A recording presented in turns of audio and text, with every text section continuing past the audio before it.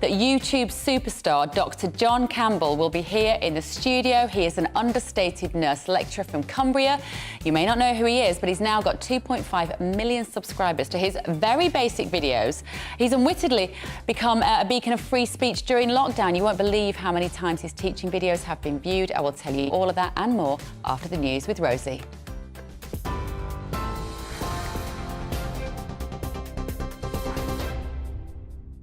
A very good morning to you. It's 1 minute past 10. I'm Rosie Wright, keeping you up to date on GB News. The Prime Minister has called on Russia to get out of Ukraine and end this barbaric war, blaming the conflict for worsening global economic challenges. Rishi Sunak, who's condemned the Russian president for not attending the summit in Bali, says the weaponisation of energy and food is totally unacceptable. Addressing world leaders, including China's Xi Jinping, Mr Sunak also said the UK would stand ready to support Taiwan in standing up to Chinese aggression. He's described China as representing the biggest state-based threat to our economic security. Speaking in Bali, Mr Sunak was asked what he would say to President Putin if he met him.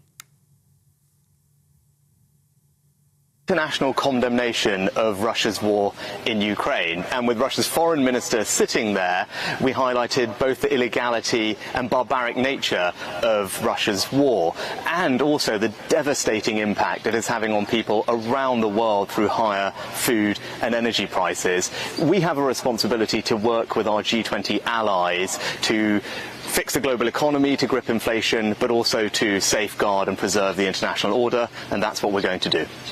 Great, thank you. Now, the Prime Minister has hinted about keeping the pensions triple lock in place in this week's autumn budget. Rishi Sunak says pensioners are at the forefront of his mind. The Chancellor's considering imposing £60 billion worth of tax rises and spending cuts in Thursday's statement, but he's under pressure to protect pensions in line with inflation. State pensions have increased by just 3% this year after the triple lock was temporarily suspended. The rate of UK unemployment rose to 3.6% from July to September. The ONS says that's up 0.1% from the previous 3 months. Well, they reported economic pressures were a factor in employers holding back on recruitment, with the biggest driver behind the fall coming from hospitality. The economist Jack Kennedy says poor economic activity in the market was to blame. Things that we've really seen in the labour market is this elevated rate of inactivity. We've seen a lot of workers dropping out of active participation in the labour market, and that's continuing to fuel a lot of these hiring challenges. We see in the latest ONS data today that inactivity rate continues to be elevated. Certainly long-term sickness rates and the withdrawal of older workers from the labour market continues to be quite a distinguishing feature. A group of major supermarkets have called on the Education Secretary to expand the free school meal programme. The shops, as well as chefs Jamie Oliver and Tom Kerridge, have written a letter urging the government to extend the scheme to all children in England whose families receive universal credit. The retailers are warning of rising food costs in the coming months, and they're calling on Westminster to do more to protect children and help struggling parents. The Health Secretary will meet health union leaders today amid the growing prospect of NHS strikes. Steve Barclay will hold talks with several unions which are balloting their members for industrial action over pay and staff shortages. The government says it's given over 1 million NHS workers a £1,400 pay rise this year. But the GMB union says without urgent action, the future of the health service is on the line. A new report suggests less than half of NHS trusts will meet key waiting and cancer targets as some services come under increasing pressure. An NHS providers poll found only 46% of health leaders said they were on track to meet recovery targets by the end of the financial year. At present, NHS England figures show 62% of people get cancer treatment within 62 days, compared with 77% before the pandemic. The Prince of Wales has visited the England football team at their training ground ahead of the World Cup tournament in Qatar. Prince William met the team privately, including captain Harry Kane and manager Gareth Southgate at St George's Park in Staffordshire last night. He presented them with their shirts and told them the whole country's behind them. The competition kicks off this weekend. The United Nations says the world population has surged past 8 billion people today. It said China and India account for more than a third of the number on the globe, with India set to overtake China as the most populous country next year. UN projections say although 8 billion milestone is a sign of human success, it means there'll be fewer resources to go around. You're up to date on GB News. I'll bring you more as it happens. Now, back to Bev.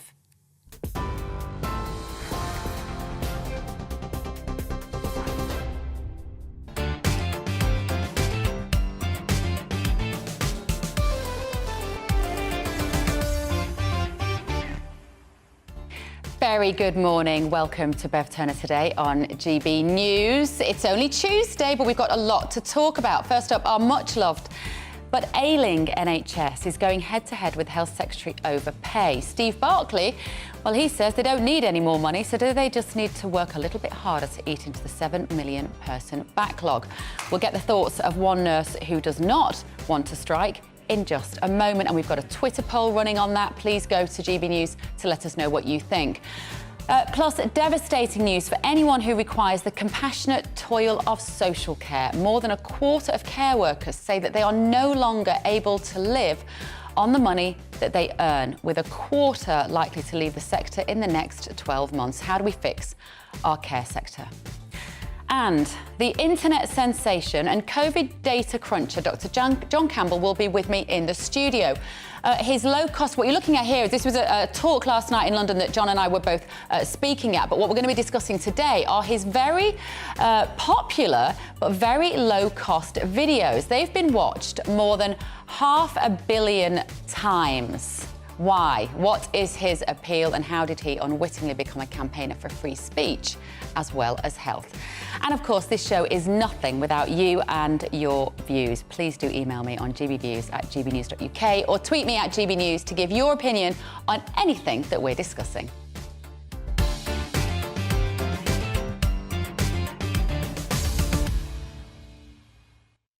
So let's talk about our much-loved, but as I say, ailing NHS. Almost 85% of NHS trust leaders say that they are more concerned about this winter than any previous one during their career. This comes as Health Secretary Steve Barclay is set to meet the major NHS unions to strike a deal to put an end to the ballot over industrial action. So will the NHS survive this winter? Julia Taylor is a psychiatric nurse, and former Labour advisor Scarlett Maguire also joins us now. Now, this is a conversation, ladies, that we seem to have every single year. Will the NHS survive the winter? There is no doubt, Julia, that it is in a perilous condition at the moment. Well, I would say yes, it is, given that we've got 7.1 million people waiting for elective surgery. And when us nurses go on strike, that's going to go up more. It's going to go up even more. I can't go on strike. A few of my colleagues can't. I just can't do it. But I can see why a lot of nurses are. We've had a 20% pay cut in the last, well, since the Tory government got in. And that says a lot, doesn't it? You mean the pay cut in relation to inflation? So in real terms, you've had a 20% pay cut. Are you typical, Julia, to feeling quite torn by this decision at the moment? Or do you find that a lot of the nurses that you're working with are absolutely, resolute that this is what they need to do? Some of them are, and some of them aren't, because if I go on strike, that's 4 patients I won't see in one day. Those patients are going to get moved in a list somewhere to be seen later on. I need to see those patients. I'm already working on a little bit of a backlog, and I need to get that cleared. I'm already working flat out. My colleagues are working flat out. As for working harder, I actually don't know how we're going to do that, because we already are doing bank shifts and overtime. But we're working alongside agency staff who are getting paid 3 times more than us. And they're coming in because we can't recruit nurses, because we don't get enough pay to recruit nurses. Now they're leaving the nurses training with, £60,000 worth of debt. Yeah. If I'd been young now, I don't know if I would have done my nurses training. And I love my job. Yeah, I'm sure. Scarlett Maguire, let me bring you in. Scarlett, you've spoken on this channel before. You're a former Labour advisor. You're also having a cancer treatment at the moment, so you know how hard these medics work and these nurses work. Do you sympathise with their position, Scarlett, or do you feel that they just need to put in some longer hours to eat away at this backlog? No, I think that Julia, although she doesn't want to go on strike and probably won't, has made the case for the strike. amazingly well. I mean, first of all, you know, there we were clapping carers, and when it comes to it, we're not going to give them any extra money. I mean, there are masses and masses of nurses who can barely make a living, and they certainly work hard. I mean, I think there's no question about it. And they are dealing with backlogs in every single part of the health service. They're dealing with backlogs. But then, as Julia said, there is a real problem with the number of nurses leaving the profession, partly just because they cannot live on the wages. And I think that we have to take it seriously.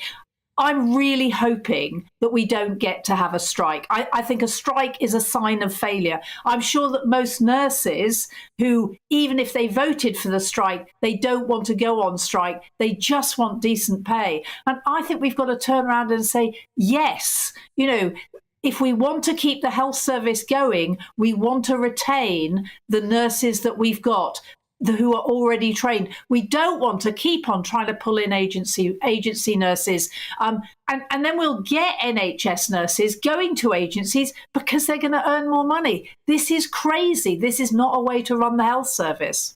It is crazy, actually. Can you just explain to me, Julia? Because there are people watching going, we don't really understand how this system works. What do you mean you can pull in agency nurses, but we don't have enough on the NHS? Just explain to us how that system operates.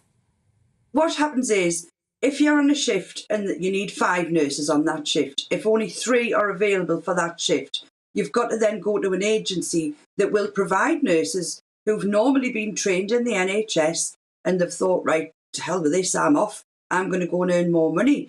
I'm going to join the agency and do the job that I was doing anyway and getting paid 3 times more. That's what some nurses are doing. But a lot of nurses just literally go to the agency. They get, even private care, they get £9,000 more in their first year of being a nurse. Then it goes up to £13,000 in their second year. Yeah. What on earth? Why would we realistically stay in the NHS for the pay that we get when we can go private and get more money? But at the same time, that means that the NHS is paying more money. So why don't they just pay us in the first place and stop all this nonsense? It's madness. It's madness. Maybe the solution, Julia, is just to privatise the whole NHS. We have more agencies involved. We have more profit involved. Is that the solution? No, please God, no. Look at social care. That was privatised from the 1990s onwards. That's broken beyond repair now, I think. Now, at the minute, we've got ambulances stuck outside hospitals. We haven't got enough nurses on the wards.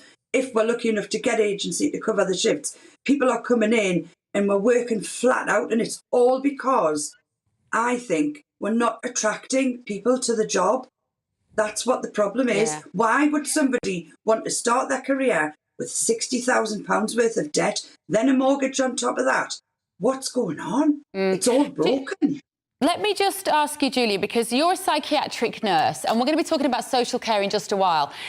But when I hear about problems within the NHS, it feels like there are problems in so many different areas that should have more specialist organisations. So, for instance, do you think in terms of the psychiatric area within our healthcare system, does that need reforming in order to some extent separate it from people like Scarlett who are receiving cancer care, for instance, and the elderly care? Is there a problem in terms of trying to one-size-fits-all banner for all sorts of conditions?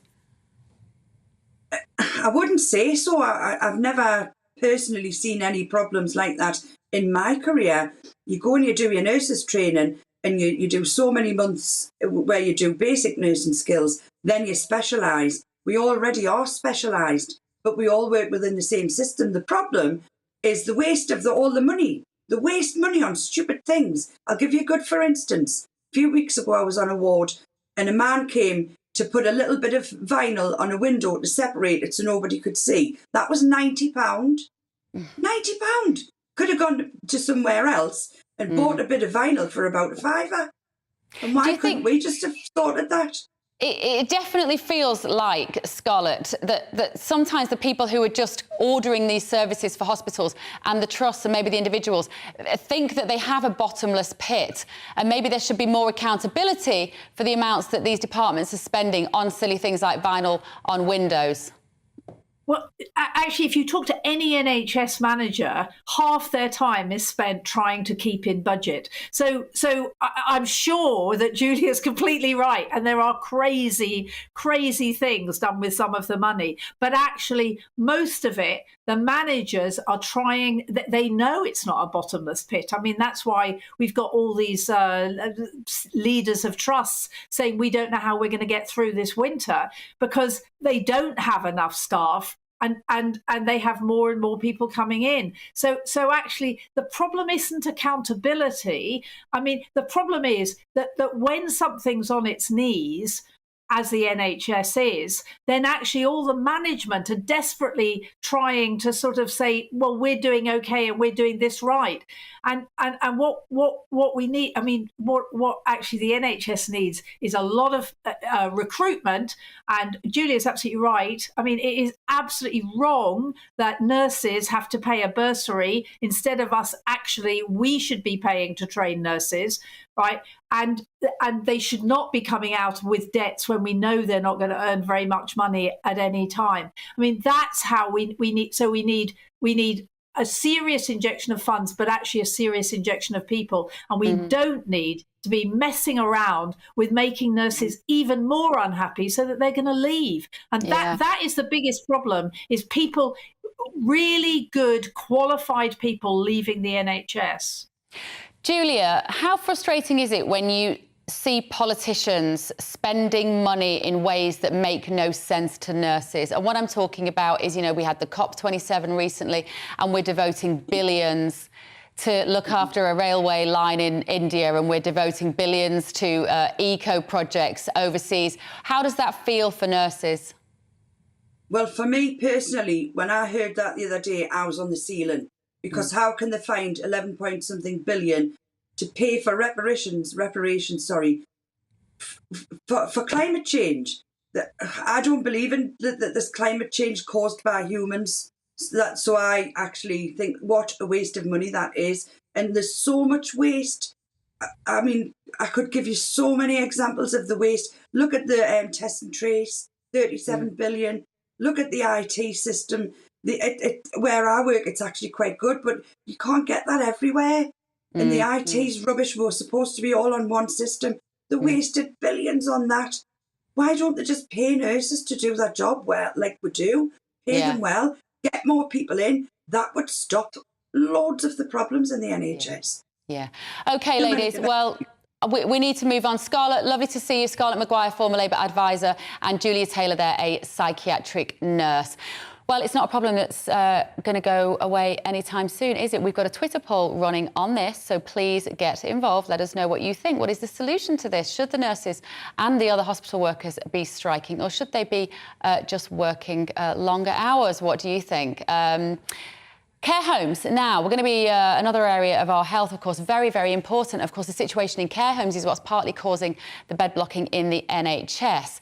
The cost of living crisis isn't going away. The weather's getting colder. The old adage of whether people will be heating or eating comes to mind. So I'm going to be talking now to somebody on the front line of social care. Simon Walls is the clinical lead at St Cecilia's Care Group, and he joins me now. Hi, Simon. Nice to meet you. We've just been seeing the conversation there about the situation in the NHS. How bad is it in the care system? It's pretty much the same. It's a sad point to see with regards to social care and NHS that we're the ones that are struggling for staff. I know we're not the only ones. I know that there's hospitality and everywhere else are struggling to fulfil positions. But in somewhere such as nursing homes, care homes, and the NHS, it is quite scary. Well, I think there was about 40,000 care home workers who were lost when the COVID vaccine mandate came in, particularly the younger workers who felt that they didn't want that sort of imposition. Esther McVey, in fact, MP and GBNews presenter, was talking about it in the House of Commons this week. And she was saying that those people deserve an apology, they deserve compensation, and they deserve their jobs back. Would that help? I think so, yeah, because they changed their minds after they'd given the deadline. About 2 months later, then they said, oh, you don't have to do it, because they realised how many staff they were losing. Yeah. Unfortunately, by that point, they'd already lost however many staff it was that had left, which is disgraceful. and even now it's struggling to fulfil them positions. And what are you finding in terms of solutions, Simon? Is there anything? Do you have agency workers that you can call on at great expense, or how do you plug the gap? We have to use agency workers. We're actively recruiting, trying to get people that want to work within social care. But you have to understand it can't be just anybody. It's got to be somebody. You've got to be able to feel that ability to care. Some people find it as a vocation and a calling.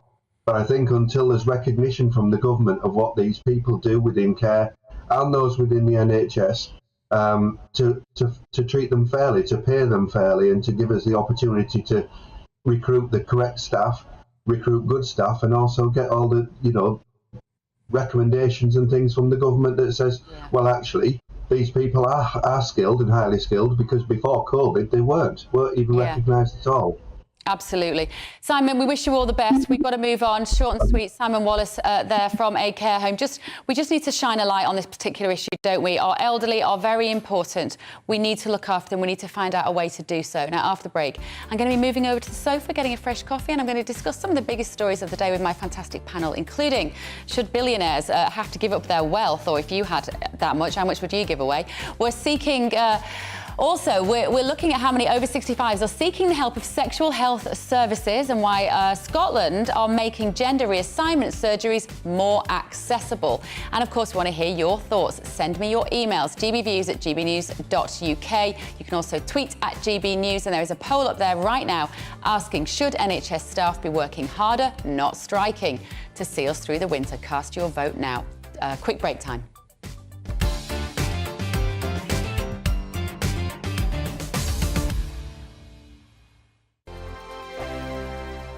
Every morning from 6 o'clock, we'll wake you up with GB News Breakfast with all the stories you didn't know from the night before. So whether it's serious news, entertainment, or your own views from all over our great nation, we're here to kick off your day with a smile. The national media should be reflecting and reporting what's happening here. You will notice the northwestern accents. Whether you're with us on TV, radio, or online, every morning, it's breakfast from 6 a.m. Hope you can join us. I'm Dan Wootton. Join me Monday to Thursday from 9 to 11 for the feistiest and most fun news debate on TV, where free speech reigns. I'll bring you a sharp take on the day's biggest stories, bombshell newsmaker interviews, and A-list guests. And I guarantee you, no spin, no bias, no censorship, and no reason to go to bed. That's Dan Wootton Tonight, Monday to Thursdays from 9 on GB News. Hello, I'm Simon Evans. Join me on GB News for Headliners at 11 p.m, where I'll be joined by two of the country's top comedians as we take a look at tomorrow's newspapers tonight. If it's a big story, we'll be covering it, I guarantee, but we'll also have some fun along the way. That's GB News Headliners at 11 p.m. We won't put you to sleep, unlike some of the other paper review shows out there. So join us, 11 p.m, 7 nights a week.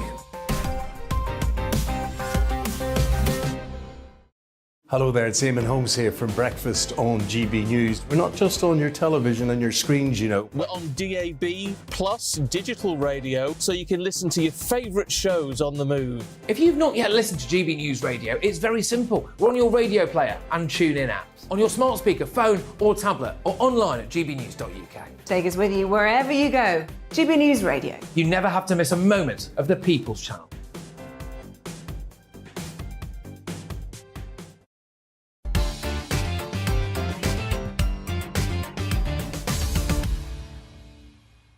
Good morning. It is 10:24. This is Bev Turner today on GB News. Let me introduce you to my panel this morning. I'm very pleased to be joined by founder and editor of Heaver News, Michael Heaver, a commentator, and that's him, that's Michael. Commentator, a little bit slow there, guys. Commentator and broadcaster Emma Webb, and writer and broadcaster Amy Nickel. Can I just tell you my Emma Webb story before we start, please? My father is 86, so he has a Nokia brick. He never rings anybody, right? And the other day, my phone rang and it said Dad, and I panicked and I thought, oh my goodness, my mum must be dead. Like, why else would my dad ring? I picked up the phone and he said, it's your dad, I know. I've just seen a woman on GB News. You will love her. Oh, Beverly, I couldn't believe my eyes. She was amazing. I thought Mum was having a clutcher on the kitchen floor. He rang about you, Emma Webb. My father is your biggest fan. This is the greatest compliment I've ever received. He just loved you, and I had about 5 minutes going, while he told me how amazing you were. Gosh, that's so well done, you've got Thank a fan. you. My face has gone all hot. Oh, no pressure. Fanning Roger Turner. Right, OK. Amazon boss Jeff Bezos has pledged to give away most of his wealth during his lifetime. He said he's going to donate it. Michael, he gave $100 million to Dolly Parton. Would you do the same if you had his money? Well, I'm a big fan of Dolly Parton, so absolutely. I mean, I haven't got the spare 100 million right now. But look, I think, you know, once you've got that level of wealth, you're into that sort of dimension of being able to have a bit of fun, haven't you? And you can leave a lasting legacy. And I think, you know, what else can you do? You've probably been everywhere. Actually, this is why I don't want to be rich and famous yet. Because you come to a point where you can spend all your money, go all these places, and what else is there to do? You're talking about a legacy then, aren't you? Emma, how much is enough? Like, this is the question that this raises for me. Like, how much money is enough? At what point do we go, I've got what I want, I've got my house, I've got my car, my kids are healthy, blah, da, da, da. What? How much do you give away? I mean, for obvious reasons, have never really thought about that question before. But I do think that once you pass a certain sort of amount of money, there's only so much of an increase in your quality of life that you can achieve. And I do think it's important that, you know, in terms of inheritance and passing things on across generations, I don't think people should donate their money while they're alive or to bequeath it to charities once they're gone. I think that it's a nice thing for them to do. I don't think that they should be compelled to do that. And I think people should be able to spend their money on whatever they want. But I do think the idea of you know, investing in an, you know, active legacy. However, within this story, there is the aspect that a lot of these billionaires like Elon Musk, for example, were investing money in things like going to the moon. And some people obviously thought that that was frivolous and that instead they should spend their money here on Earth dealing with Earth's problems. But I actually think that when you are that wealthy, there aren't very many people who can invest privately in travel outside of this Earth. And that if there are people who can do that, they shouldn't be discouraged, because you have no idea what the benefits may be of another, you know, exploration of the moon or something like that. So I think people should be allowed to spend money on whatever they want to, and I think different people will have a different understanding of what that legacy means for humanity, because these are astronomical amounts of wealth, and there's so much that can be done with that wealth if it's used wisely. Amy, go on quickly, just give me 30 seconds on that. How much would you give away? Because we've got to move on to the next story. I don't personally ascribe to the idea you can be an ethical billionaire. I don't think billionaires should exist at all. And I think if I was going to believe at all in the philanthropy of Jeff Bezos, I would have liked him to have invested a small amount of his millions into his staff, and the conditions within Amazon would have been a little bit better. So if he wants to give some money away, give it back to your staff, Jeff. You're right. The irony of the company that has the worst treated staff, allegedly, giving away that much money in profit. You're right, Amy, that does raise a really good issue. Now, this is an interesting story. The Local Government Association has, the LGA, has warned that without more funding, there could be an increase in unwanted pregnancies and sexually transmitted infections. So sexual health services, Amy, are struggling to deal with situations at the moment, such as the outbreak of various sexual health issues, particularly in the over 65s. I know. It seems a little bit surprising, doesn't it? Well, in a way, it's surprising, but I think it's because once women particularly think, oh, I can't get pregnant, they're not maybe as mindful about their protection. So it's just a reminder over 65s to stay safe when you're getting it on. But also, the other thing about this is that it just shows a more underfunded area within the NHS. But I think you get more open-minded sexually as you get older, because you're free from the feelings of pressure, and especially as women, you're not as bothered about what society might say about you being a bit more liberated when it comes to what you do in the bedroom. Michael Heaver, here you are in a group Absolutely, the token man.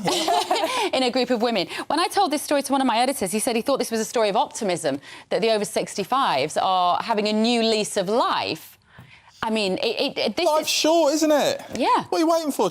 Yeah, I think it's an optimistic story in a way, absolutely.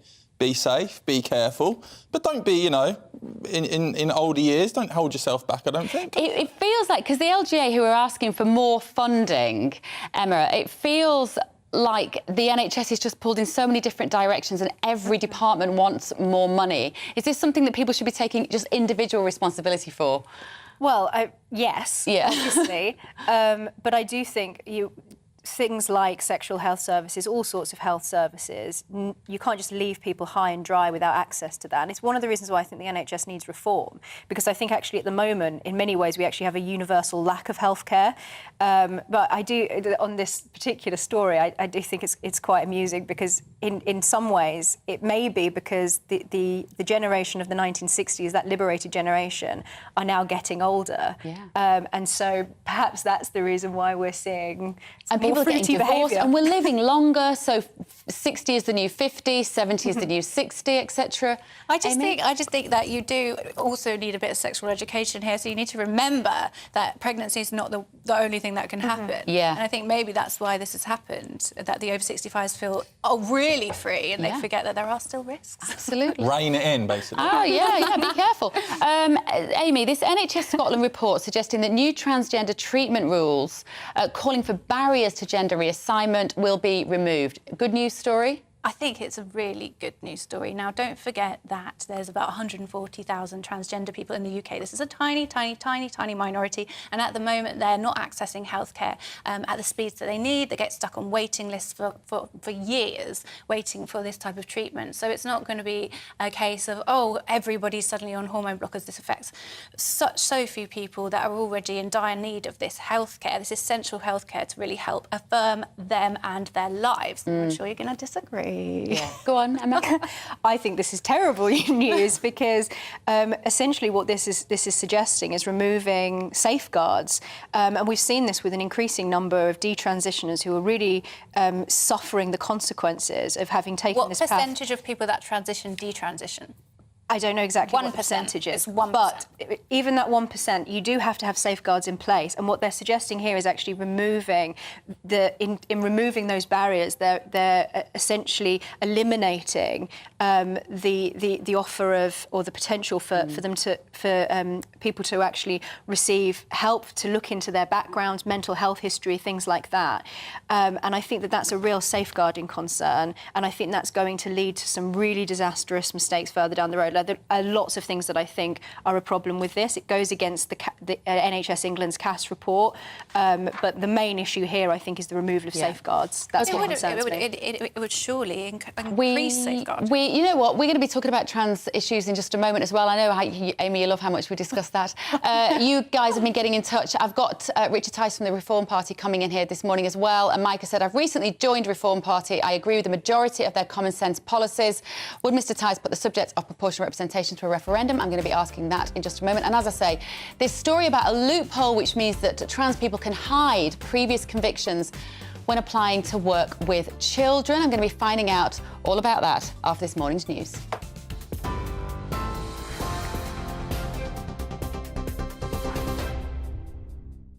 It's 10:34. I'm Rosie Wright, keeping you up to date on GB News. The Prime Minister has called on Russia to get out of Ukraine and end this barbaric war, blaming the conflict for worsening global economic challenges. Rishi Sunak, who's condemned the Russian president for not attending the G20 summit in Bali, says the weaponization of energy and food is totally unacceptable. Addressing world leaders, including China's Xi Jinping, Mr Sunak also said the UK would stand ready to support Taiwan in standing up to Chinese aggression. He describes China as representing the biggest state-based threat to our economic security. Speaking in Bali, Mr Sunak was asked what he would say to President Putin if he met him.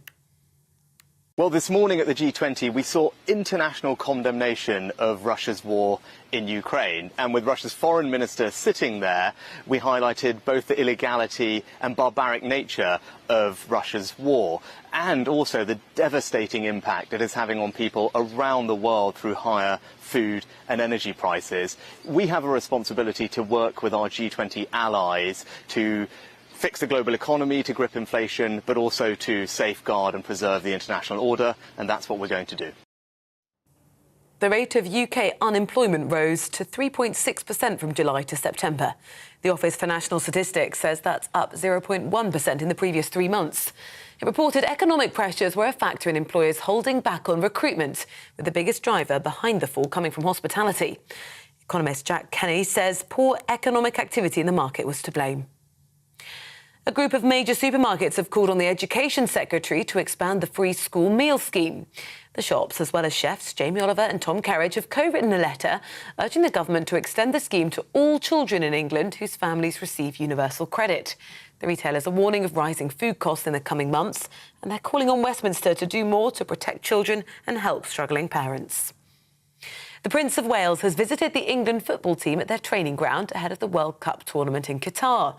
Prince William met the team privately, including Captain Harry Kane and the manager Gareth Southgate at St George's Park in Staffordshire last night. He presented them with their shirts and told them the whole country's behind them. The competition kicks off this weekend. We're on your TV, online and DAB+ radio. This is GB News.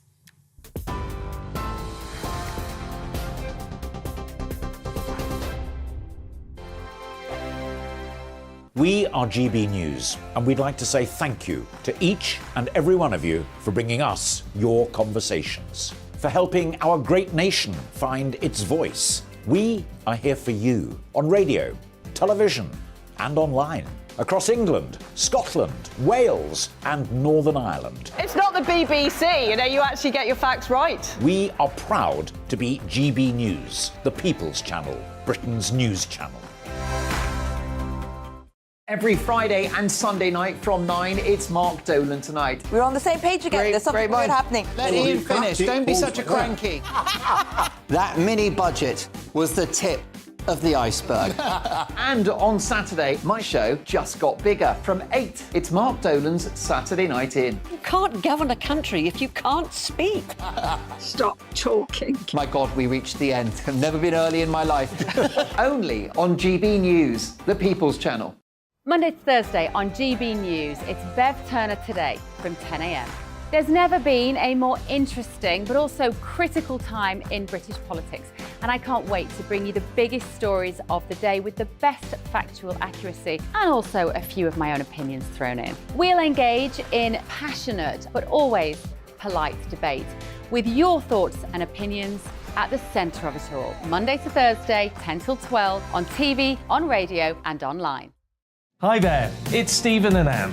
At breakfast from 6 a.m, you'll always be caught up with everything you need to know, the latest headlines, opinions and debates. We'll bring you the good news and the bad, but most of all, we're here for you. Remember, send in your views and let us know what you would like us to talk about.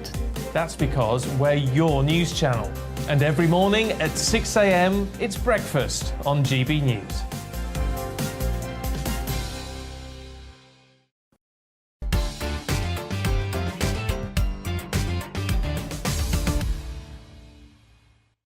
Good morning. Thank you for watching and listening on your radio. It is 10:38 and you are with Bev Turner Today on GB News. Now, trans criminals can use a loophole to hide previous convictions when applying to work with children. This is according to a new report carried out by Keep Prisons Single Sex. Criminal record checks on identity are only carried out if the person applying for the job notifies them of their past. Now, this does raise some concerning issues. So I'm joined now by Debbie Hayton, transgender teacher and journalist, and also Dr. Kate Coleman, the director of Keep Prisons Single Sex. Good morning, ladies. Dr. Kate, if I can come to you first, tell me about the research that you did into this. What are the facts around this story? Right, so I think the first thing to be clear about is that this isn't about transgender people. This is about safeguarding processes and systems and the loophole that exists within those that can then be exploited. So what we looked at how identity can be changed, either just looking at name on its own, which is something that the Safeguarding Alliance had previously done in their report, looking at how sex offenders can change their name by deed poll and the safeguarding loopholes that arise from that. But then also looking at what happens when there's a simultaneous change of identity involving gender. So what we found was that when somebody changes their gender as part of changing their identity, there are additional safeguarding loopholes that are created.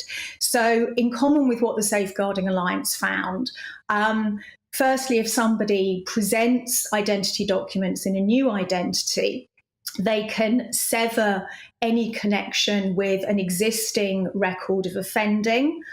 So they can produce a clean DBS certificate where if they submitted identity documents in their real name, convictions, warnings, whatever would show up. So that's one advantage.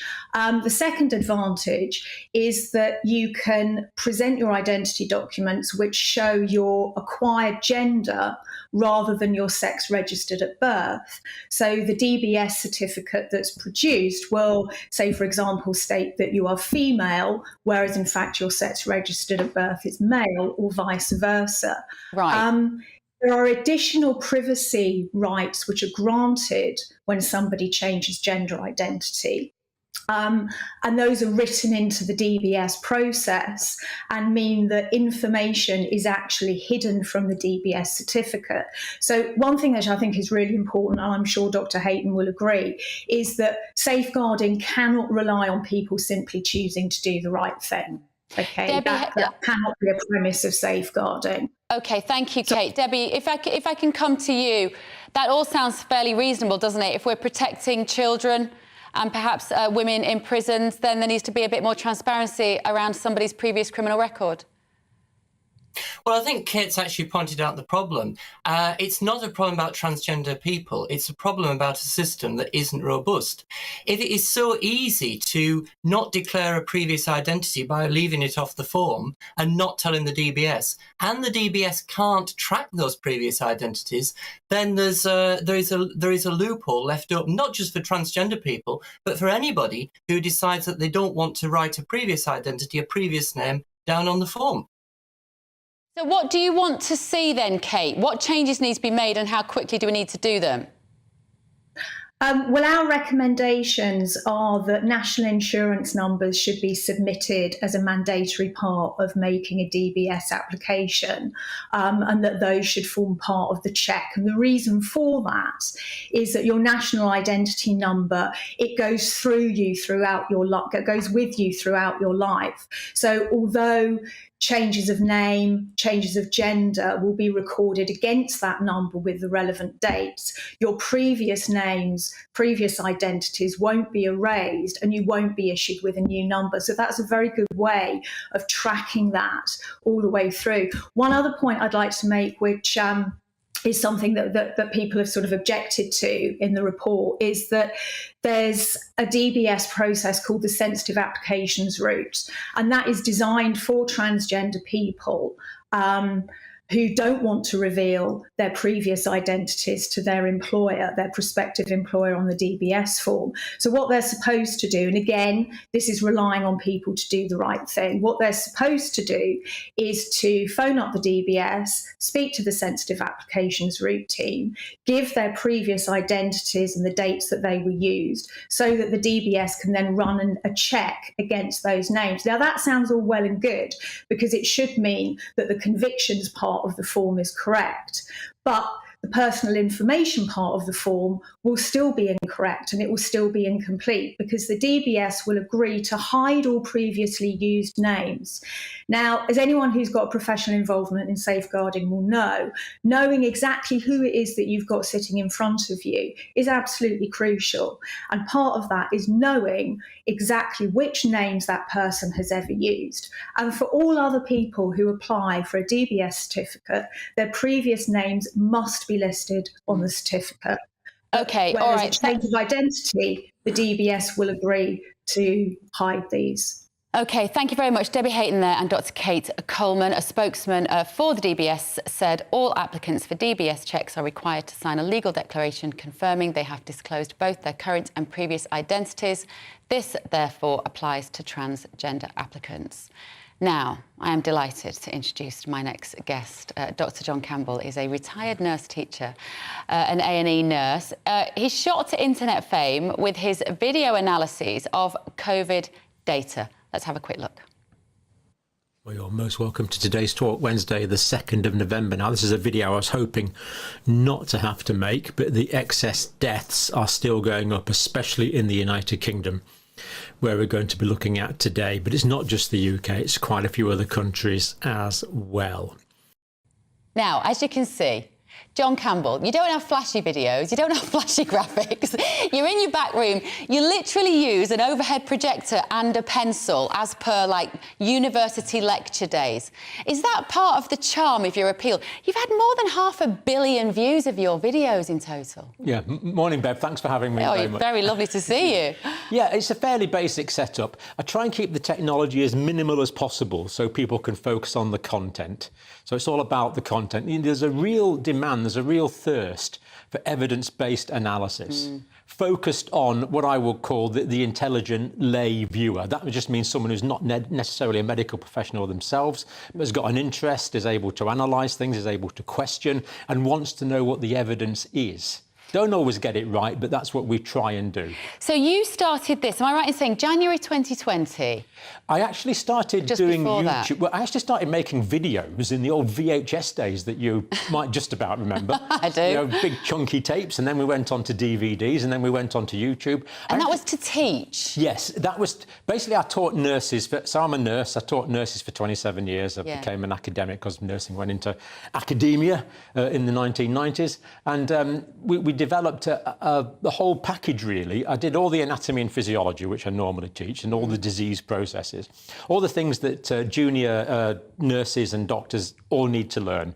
And we built up a modest following with that. Right. But then COVID came, obviously. The first COVID video was the 26th of January 2020. OK. And then the views increased quite dramatically after that. So we went from about 20,000 views a day, and now we're on quite a lot now. So you started at 20,000 views a day? Pre-COVID, it was about 20,000 views a day. Now, I have a theory as to why you became so popular during that period of time, and I'm sure you probably do agree with me. We were thirsty for factual, data-driven information. It felt like there was so much obfuscation. We didn't know who to trust. And there are you, John, in your back bedroom with your overhead projector, literally looking at A4 pieces of paper and explaining to us what they meant. That was it, wasn't it? There was an official narrative, and basically there was no disagreement with that official narrative. Yeah. And we got what the BBC told us, and we were supposed to sit there and say, thank you very much, politicians, thank you very much, Chief Medical Officer, thank you very much, BBC. We'll now trot off and do what you say. But there's a lot of basic principles of, I mean, I'm not an infectious diseases specialist, but there's a lot of infectious diseases principles, a lot of basic virology principles, a lot of basic medical principles. And you can apply these to the situation. And when you applied those to the situation, it was clear there was kind of gaps in what was being said. Initially, there was a lot of trust. And if I regret one thing, it was taking those supposed to be an authority, the authorising bodies, the marketing bodies, the senior people, taking those somewhat at face value, whereas now I analyse or try to analyse everything they say in context of underpinning physiology and underpinning principles, and in terms of the data, the evidence. Because right at the beginning, I found you because somebody must have sent me a video. Was there one particular one that went very viral early on? I think it might have been infection fatality rates. You were good on infection, and I remember thinking, because at the beginning you were very pro-mask, you were very pro-hand sanitizer. Like you say, you trusted, right? You trust the system, you trust the medical companies, you trust the chief medical officers. And then you went on this amazing journey, John, and watching you look at this and say, hang on, this isn't right. This doesn't adhere to our usual scientific principles a lot of the time, wasn't it? I think we have to go with where the data is. So initially the data was in favour of those things. And we've got to bear in mind we were in a different situation in 2020, 2021. We had the original Wuhan strain, we had the Alpha strain, we had the Delta strain, and they are dangerous strains. Yeah. People do die. COVID is a real disease. The virus exists. It infects people and it can cause severe illness and death in some people. But now the evidence has changed. We know more. Omicron, really, I think Omicron is the best blessing we've ever had. You know, I interviewed doctors in Africa and we've got some contacts there. And one of the African doctors said to me, John, you've got to realise Omicron is the vaccine that we failed to produce. Now, he was talking about the African situation. Yeah. But that's so important, this build-up of natural immunity. We've got this amazing immune system. And we're in a milieu of viruses and bacteria now, but thankfully, you're looking fairly healthy. I'm feeling OK at the moment. A bit hungover. No. I'm not really. No, I know you were at a conference last night. I know you were at a conference last night. But we live with this all the time. And really, COVID is now in a very endemic phase. And we have to, even Boris Johnson said we have to live with it. Yeah. And I agree with him on that particular point. You've come up against the censors. Yeah. And actually watching you talk about the first time, I think it was when you did a video on ivermectin and you'd looked at a lot of the ivermectin data, and ivermectin being a treatment that was arguably actively suppressed, an early at-home treatment that was having great effects in, like you say, African countries, particularly in some American doctors. Yeah. And I remember watching your ivermectin video go out and I remember thinking, let's just see what happens here.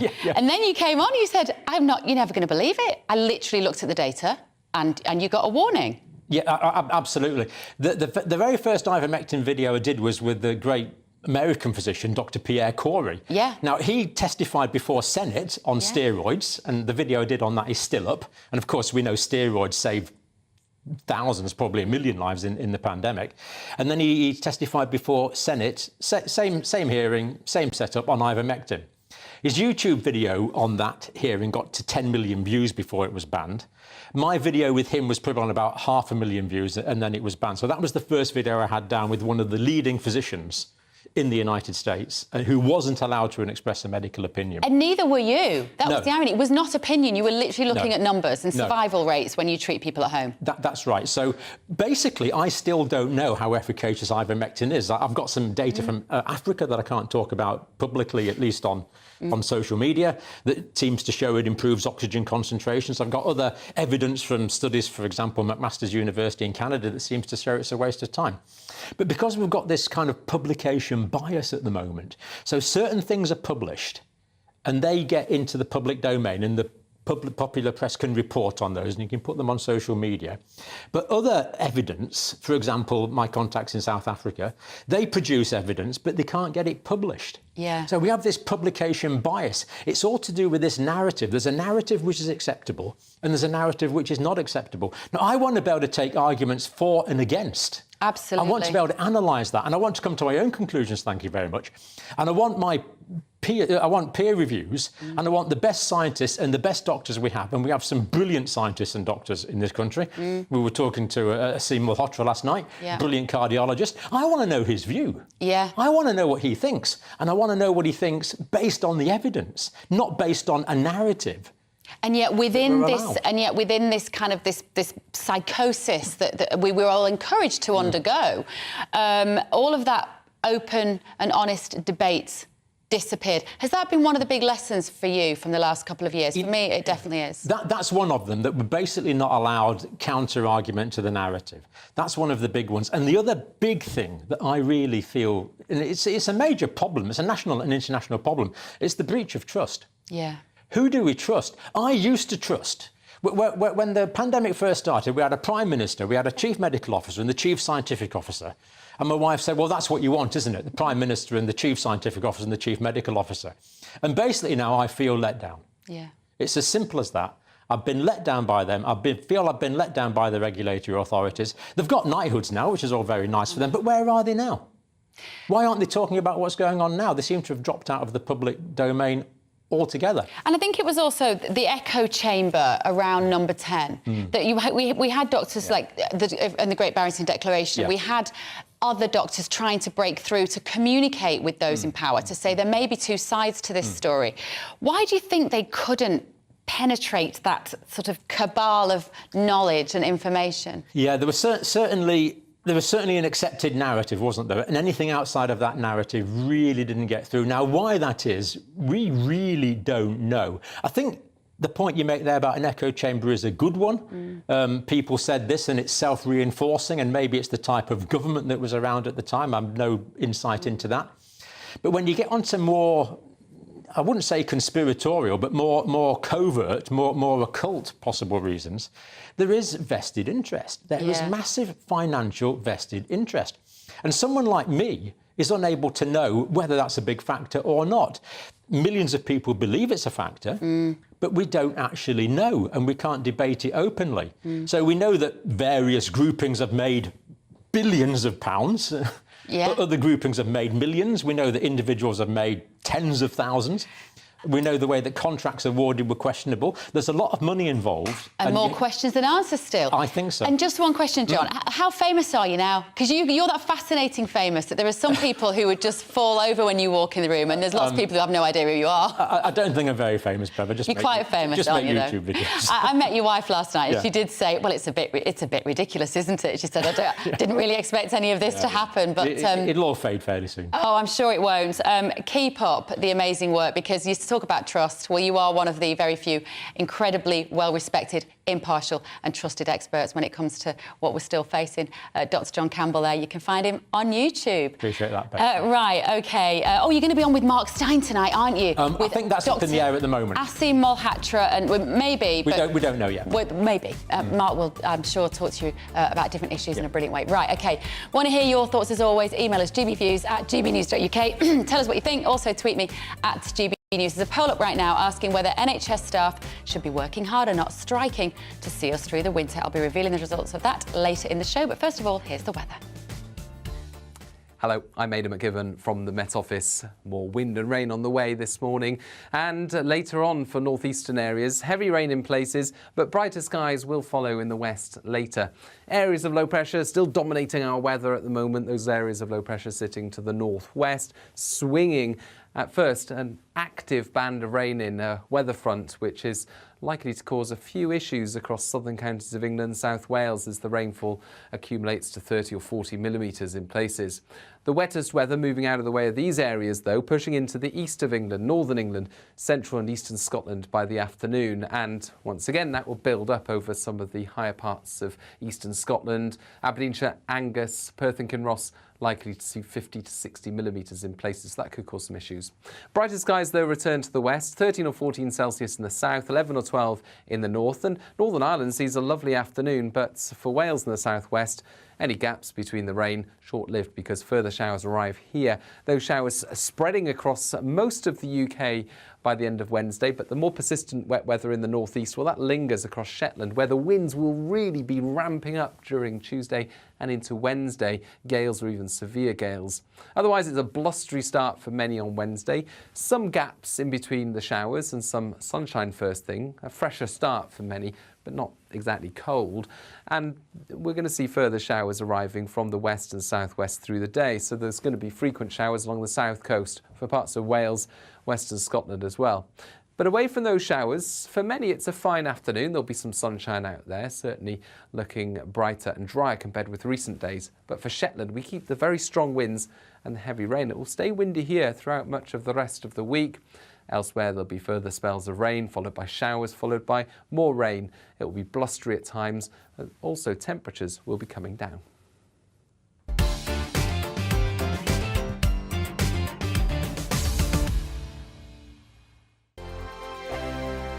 Monday to Thursday nights on GB News. At 6, it's Dubes & Co. 7 o'clock, Farage. At 8, join Mark Stein. And at 9, Dan Wootton Tonight, followed by Headliners. On TV, radio and online. This is GB News. Join my show Farage, 7 p.m. till 8 p.m. Monday through Thursday. And there you will get opinion, analysis, debate, and I'll cover stories that nobody else dares to touch. You've been cancelled. Join the club. Oh, my goodness me. And then for the last 15 minutes, talking pints. We're over a drink. We have a civilised conversation with someone. We very often disagree, but we do it in a grown-up way. Come and join me on Farage. We are GB News. And we'd like to say thank you To each and every one of you for helping our great nation Find its voice. We're absolutely everywhere. across England, Scotland, Wales and Northern Ireland. On TV. On radio and online. We're proud to be The People's Channel. Britain's news channel. On the Mark Steyn Show, we cover the stories a lot of people are scared even to mention. The stuff that really matters with some of the world's biggest thinkers. Now is his opportunity to kind of take the steering wheel of history. Break away from the flock at 8 o'clock on GB News with the Mark Steyn Show. Hello, I'm Michelle Dewberry, and you can join me every weekday 6 till 7 on Jubes and Kerr. Me and my panel will get stuck right into the day's events, and I can tell you, in fact, I can warn you, expect some robust debates, some strong opinions and perspectives from both sides of the fence. It's about you at home as well. I love to read out all of your comments, or at least as many as I can. So join me, Michelle Dewberry, Monday to Friday, 6 till 7 on Jubes and Kerr.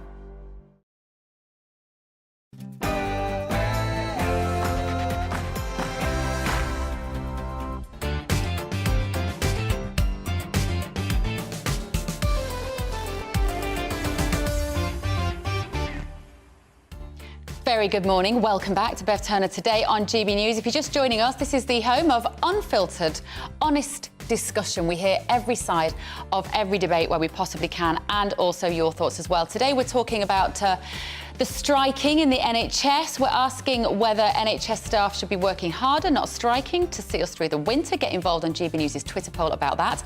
I've got the leader of the Reform Party, Richard Tice, the most handsome man in politics. He's going to be here in the studio in just a moment.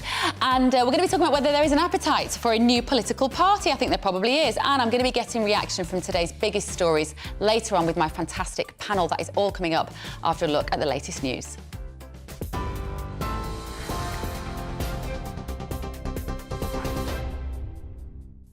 A very good morning, 2 minutes past 11. I'm Rosie Wright, keeping you up to date. The Prime Minister's called on Russia to get out of Ukraine and end this barbaric war, blaming the conflict for worsening global economic challenges. Rishi Sunak, who's condemned the Russian president for not attending the G20 summit, says the weaponisation of energy and food is totally unacceptable. Addressing world leaders, including China's Xi Jinping, Mr Sunak also said the UK would stand ready to support Taiwan in standing up to Chinese aggression. He describes China as representing the biggest state-based threat to our economic security. Speaking in Bali, Mr Sunak was asked what he would say to President Putin if he met him. Well, this morning at the G20, we saw international condemnation of Russia's war in Ukraine. And with Russia's foreign minister sitting there, we highlighted both the illegality and barbaric nature of Russia's war, and also the devastating impact it is having on people around the world through higher food and energy prices. We have a responsibility to work with our G20 allies to fix the global economy, to grip inflation, but also to safeguard and preserve the international order, and that's what we're going to do. The Prime Minister has hinted that he'll be keeping the pensions triple lock in place in this week's autumn budget. Rishi Sunak says pensioners are at the forefront of his mind. The Chancellor's considering imposing £60 billion worth of tax rises and spending cuts in Thursday's statement, but he's under pressure to protect pensions in line with inflation. State pensions increased by just over 3% this year after the triple lock was temporarily suspended. The rate of UK unemployment rose from 3.6 from July to September. The Office for National Statistics says that's up 0.1% in the previous 3 months. Well, they reported economic pressures were a factor in employers holding back on recruitment, with the biggest driver behind falling coming from hospitality. Economist Jack Kenny says poor economic activity in the market was to blame. Things that we've really seen in the labour market is this elevated rate of inactivity. We've seen a lot of workers dropping out of active participation in the labour market, and that's continuing to fuel a lot of these hiring challenges. We see in the latest ONS data today that inactivity rate continues to be elevated. Certainly long-term sickness rates and the withdrawal of older workers from the labour market continues to be quite a distinguishing feature.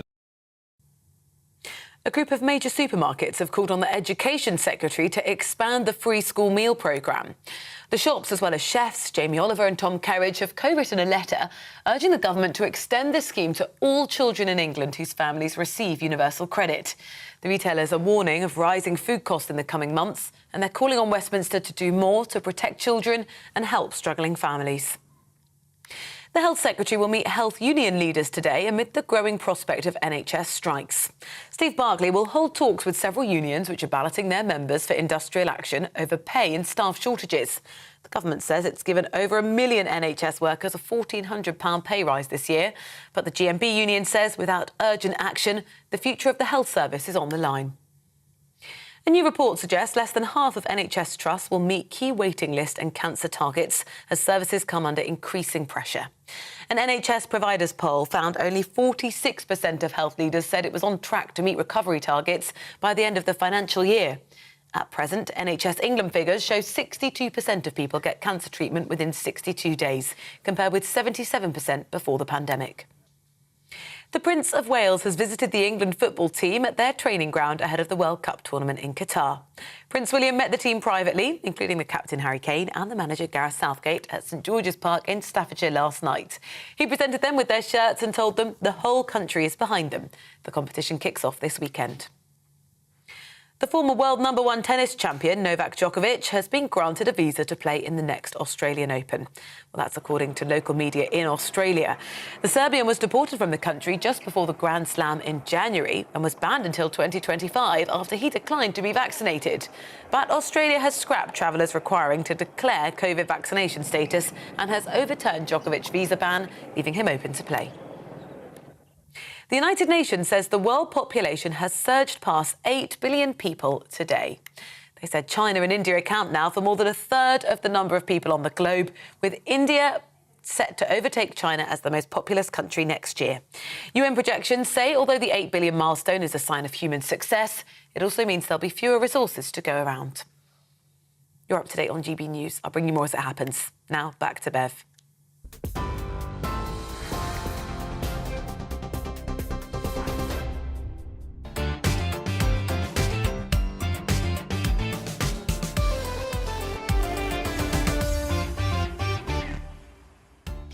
Very good morning. Welcome to Bev Turner today on GB News. We are asking today whether NHS staff should be working harder, not striking, to see us through the winter. Lots of you have been getting in touch with that. Norman has said the NHS should give 3 months' notice of a total ban on employing agency staff at enhanced pay, stop paying GPs to sit at home making occasional phone calls. They should only be paid per actual physical consultation and with an allowance to cover actual practice expenses. So far, 75% of you in our Twitter poll are saying that the NHS should be working harder rather than striking. But the show is not ended. We've still got another 53 minutes, so get onto our Twitter poll and get voting. And also, the Prime Minister has criticised Vladimir Putin for not attending the G20 summit. In a speech, he challenged Russia's Foreign Minister, Sergei Lavrov, the first time a British PM has faced a Russian government official since the start of the Ukraine war. We're going to be speaking to someone in Ukraine to see what it is like now out there. They're going to be in Kherson, which has just been liberated from the Russians. We're going to speak to her in just a moment. And it's just around the corner, so what can we expect in the government's autumn budget? I'm going to be joined by economist Julian Jessup to talk us through the government's spending cuts and tax rises. Lots of you have been getting in touch about Dr John Campbell. I knew that would happen. I told you he's a YouTube superstar. As so many of you are saying, Sue says, I'm thrilled you've got John Campbell on GB News. I've been watching him from day one on YouTube. He is brave and fantastic. Great to see the doctor with you, the only medical source of information to trust during the pandemic as he deals in the truth and facts. I wish he was my GP.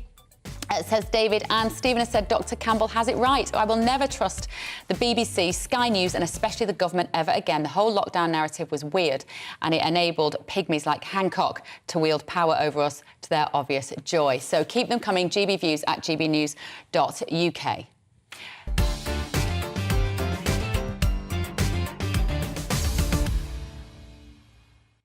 So the recent turmoil in British politics has led to public unrest, which Begs the question, doesn't it? Is it time for change? The government is set to announce billions of pounds worth of spending cuts and tax rises this week. Surely what the country needs now is competency and support. And maybe, Richard Tice, a whole new political party to come in and shake them all up. Well, a very good morning to you, Bev. Morning. And there's no question that people are fuming with what's going on. People have lost trust in politicians. They've lost confidence in the system.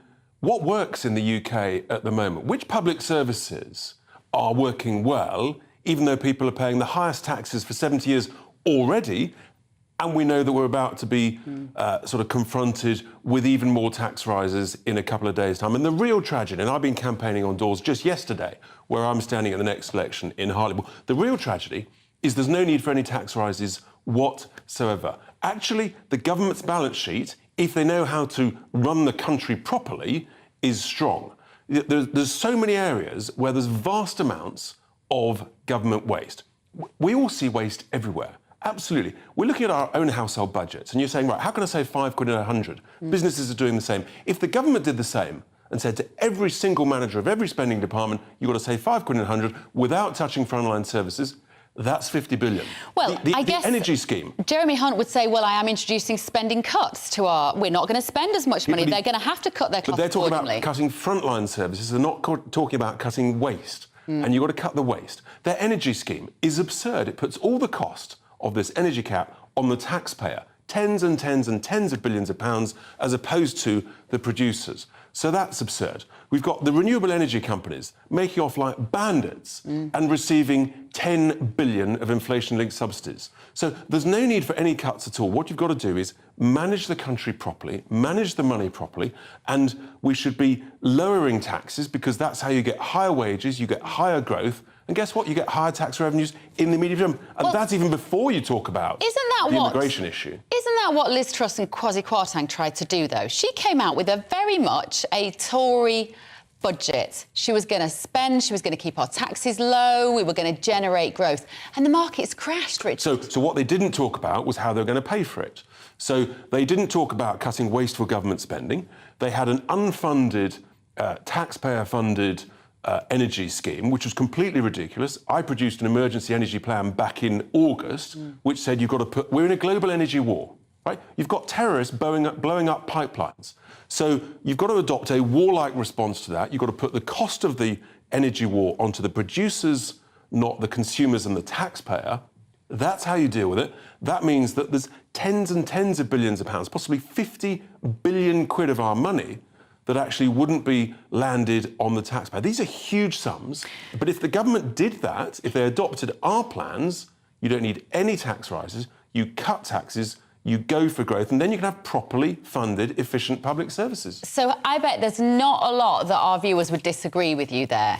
How is Reform doing as a party? How do you break through in this country to make any meaningful difference? The good news is people may well have seen that all of a sudden we hit 8% in the polls last week. Yeah. It took UKIP 19 years to get to 8%. We've achieved it in 21 months. And then the day later, there was another poll at 9%. So sure, polls go up and down. There are different pollsters. The point is, we've got the momentum behind us. We're the only ones saying we know how to stop the boats. I mean, forget the government's latest scheme with the French. We've had 3 of those. It won't make any difference whatsoever. We know how to stop the boats. We know how to run the finances, to cut taxes, to grow the economy. We've had almost 5,000 new members join us in the space of 3 or 4 weeks, almost all of whom we think are former Tory members. And the momentum is with us. And I think in the next week, after we hear what the Chancellor says, we will continue that momentum. We will continue with some big, bold announcements. I'm saying to people, watch this space. So a lot of people are getting in touch saying, this is easy, Richard. What you do is you get Reform, you join up with UKIP, you join up with Reclaim, you all just form one big party together. How does that look? Look, the reality is we've got a relationship with the SDP we've talked about, but at the moment we are, in terms of the momentum and the polling and what people are talking about, it's Reform. Look, it's not easy in a two-party system with first past the post for anybody else to break through. The Greens, the Libs, they're making no progress whatsoever. We're the only party with any momentum at all because I think people have got confidence that we know how to organise the finances, we know how to get the economy growing, and actually we're the only party that is absolutely committed to stopping the boats. To do that, you've got to adopt the Australian system. They did the tough things and they stopped it. And that's what people want. I was on the doors yesterday. People are steaming mad. They know the system is unfair. Billions of pounds of hard-pressed taxpayers' cash is being spent on this illegal migration crisis, and it's only going to get worse. So, next election, how many potential MPs are you going to be able to field? There'll be people here going, who is going to be my reform candidate in my area? I've already got 550 candidates. We'll be standing everywhere except Northern Ireland, so people don't need to worry about will there or won't there be. Yes, there will be, but there's still plenty of slots. So for those who want to get involved, please do apply, please do join. Democracy works when there's other options, other people with different ideas, new ideas. After the next election, I'm very confident we'll have proportional representation, at which point it's a complete game changer. Yeah, well, Richard Tice, you'd make a very good MP, and you're nicer than the rest of them. So I think that would be marvellous. Let me know what you think about Richard and the Reform Party. Does it speak to you? GBViews at gbnews.uk. Now, we've just been mentioning him, but Chancellor Jeremy Hunt will lead a ministerial team for Treasury questions in the House of Commons this afternoon ahead of Thursday's autumn budget announcement. Reportedly, the budget will include an official recommendation to increase the living wage from £9.50 an hour to around £10.40 an hour, but Hunt's plan is expected to be funded by the British taxpayer, as households will likely be forced to fork out more money for higher council tax bills.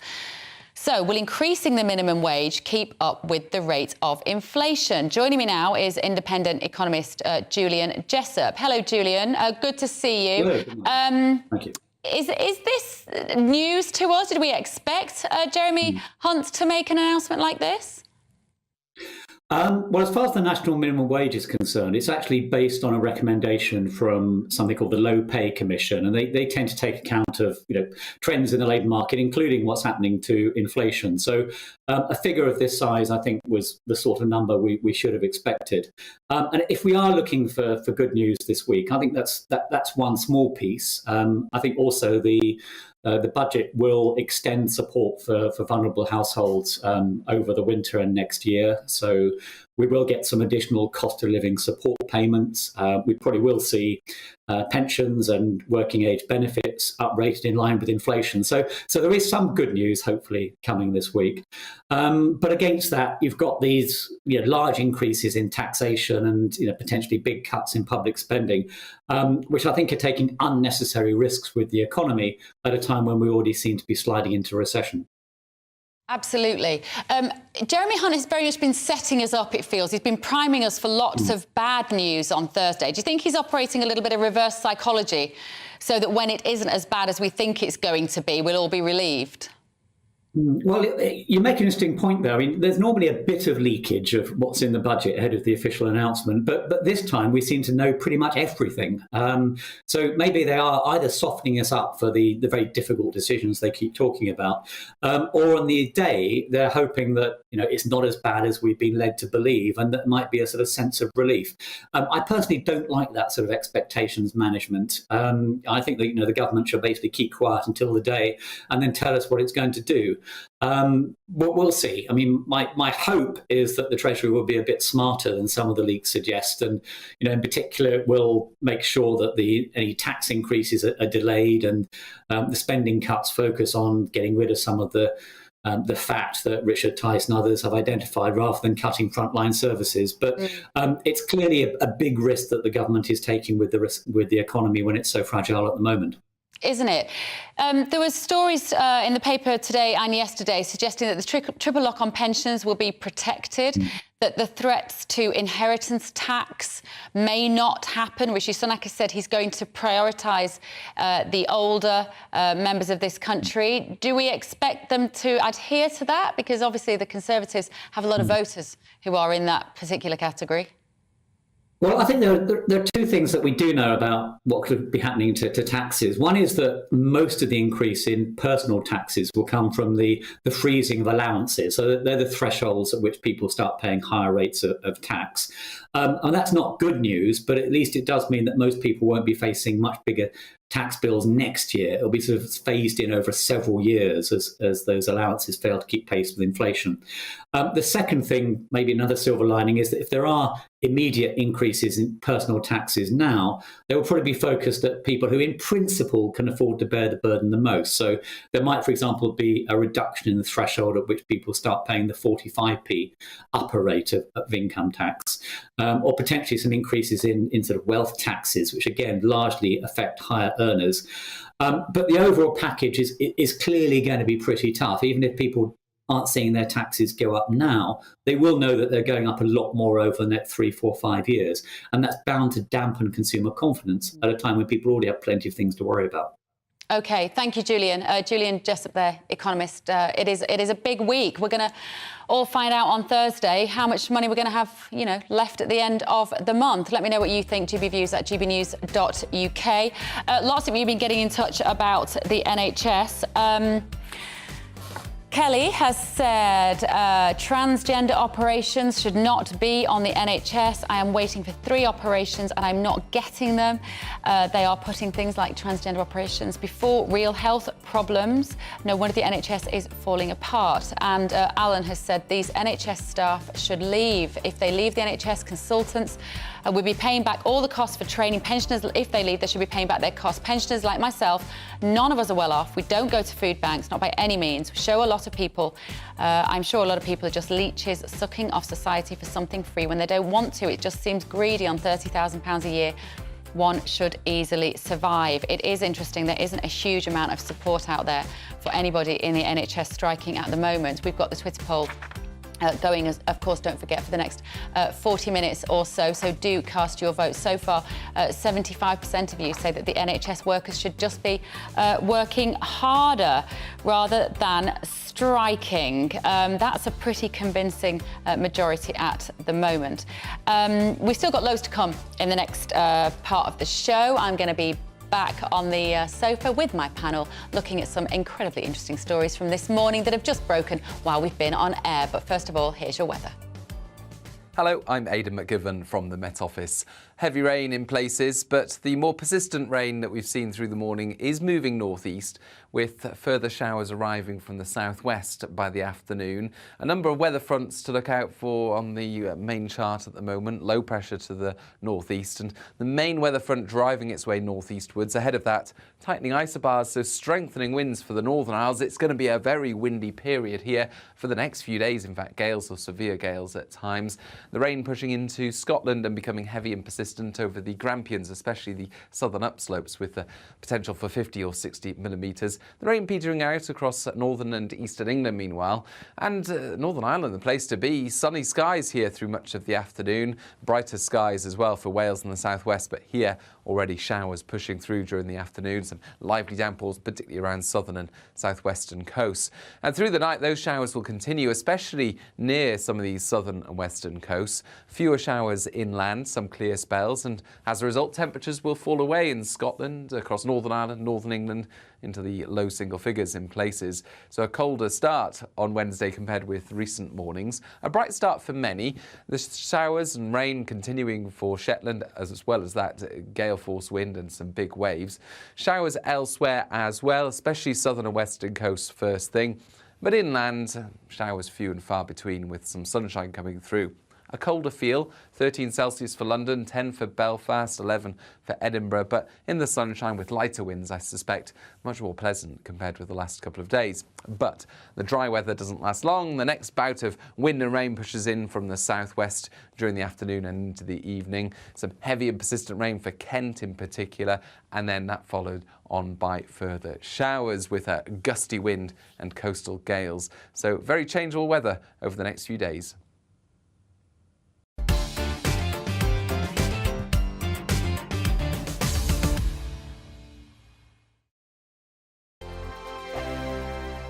Every morning from 6 o'clock, we'll wake you up with GB News Breakfast with all the stories you didn't know from the night before. So whether it's serious news, entertainment, or your own views from all over our great nation, we're here to kick off your day with a smile. And the national media should be reflecting and reporting what's happening here. You will notice the northwestern accents. Whether you're with us on TV, radio, or online, every morning it's breakfast from 6 a.m. Hope you can join us. I'm Dan Wootton. Join me Monday to Thursday from 9 to 11 for the feistiest and most fun news debate on TV, where free speech reigns. I'll bring you a sharp take on the day's biggest stories, bombshell newsmaker interviews, and A-list guests. And I guarantee you, no spin, no bias, no censorship, and no reason to go to bed. That's Dan Wootton Tonight, Monday to Thursdays from 9 on GB News. Hello, I'm Simon Evans. Join me on GB News for Headliners at 11 p.m, where I'll be joined by two of the country's top comedians as we take a look at tomorrow's newspapers tonight.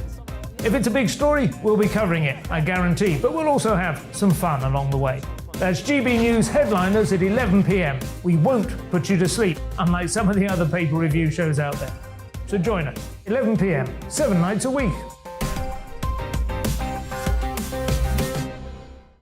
Hello there, it's Eamon Holmes here from Breakfast on GB News. We're not just on your television and your screens, you know. We're on DAB plus digital radio, so you can listen to your favourite shows on the move. If you've not yet listened to GB News Radio, it's very simple. We're on your radio player and TuneIn apps, on your smart speaker, phone or tablet, or online at gbnews.uk. Take us with you wherever you go. GB News Radio. You never have to miss a moment of the People's Channel.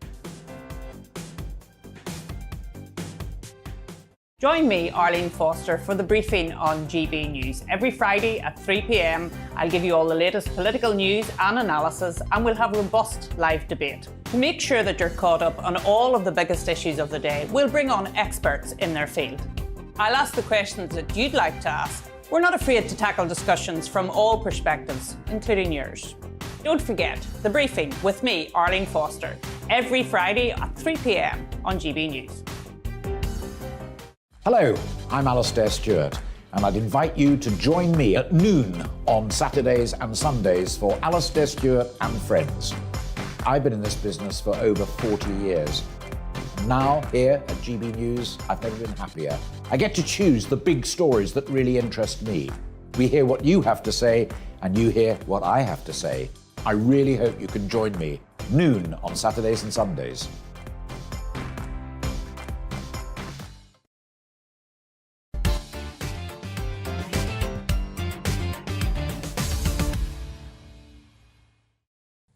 Good morning. You are watching and listening to Bev Turner today on GB News. Thank you for joining me on the first week with this new show. Now, let me reintroduce my panel to you this morning. I am delighted to be joined by founder and editor of Heaver News, Michael Heaver, commentator and broadcaster Emma Webb, and writer and broadcaster Amy Nickel. So we've been looking at some of the stories which have caught our eye this morning. Now, a story that is hot off the press, and that's why I like talking to you at this time of the day, because we can cover the stories that nobody else has earlier or later in the day. Djokovic. So as you all will know, tennis player Novak Djokovic couldn't travel to Australia to compete in competitions. He couldn't play in the Australian Open because he refused to have the COVID vaccine. This has now been withdrawn. Michael, how do you think he'll feel about it? Well, happy, and I'm sure the fans, tennis fans will be very happy as well. And it's a shame that we had the situation that we did. At the end of the day, top quality sport. You want to see the top quality athletes. You want to see the people at the top of their game. And hopefully, we as a society and sport in particular, we're sort of moving past that unfortunate era that saw some people banned from competing at that top level. Yeah, I think, Emma, it will be quite complicated emotional response from him. I don't think he's going to be celebrating. Yeah, I think as well, because he obviously knows that this ban on him was unnecessary.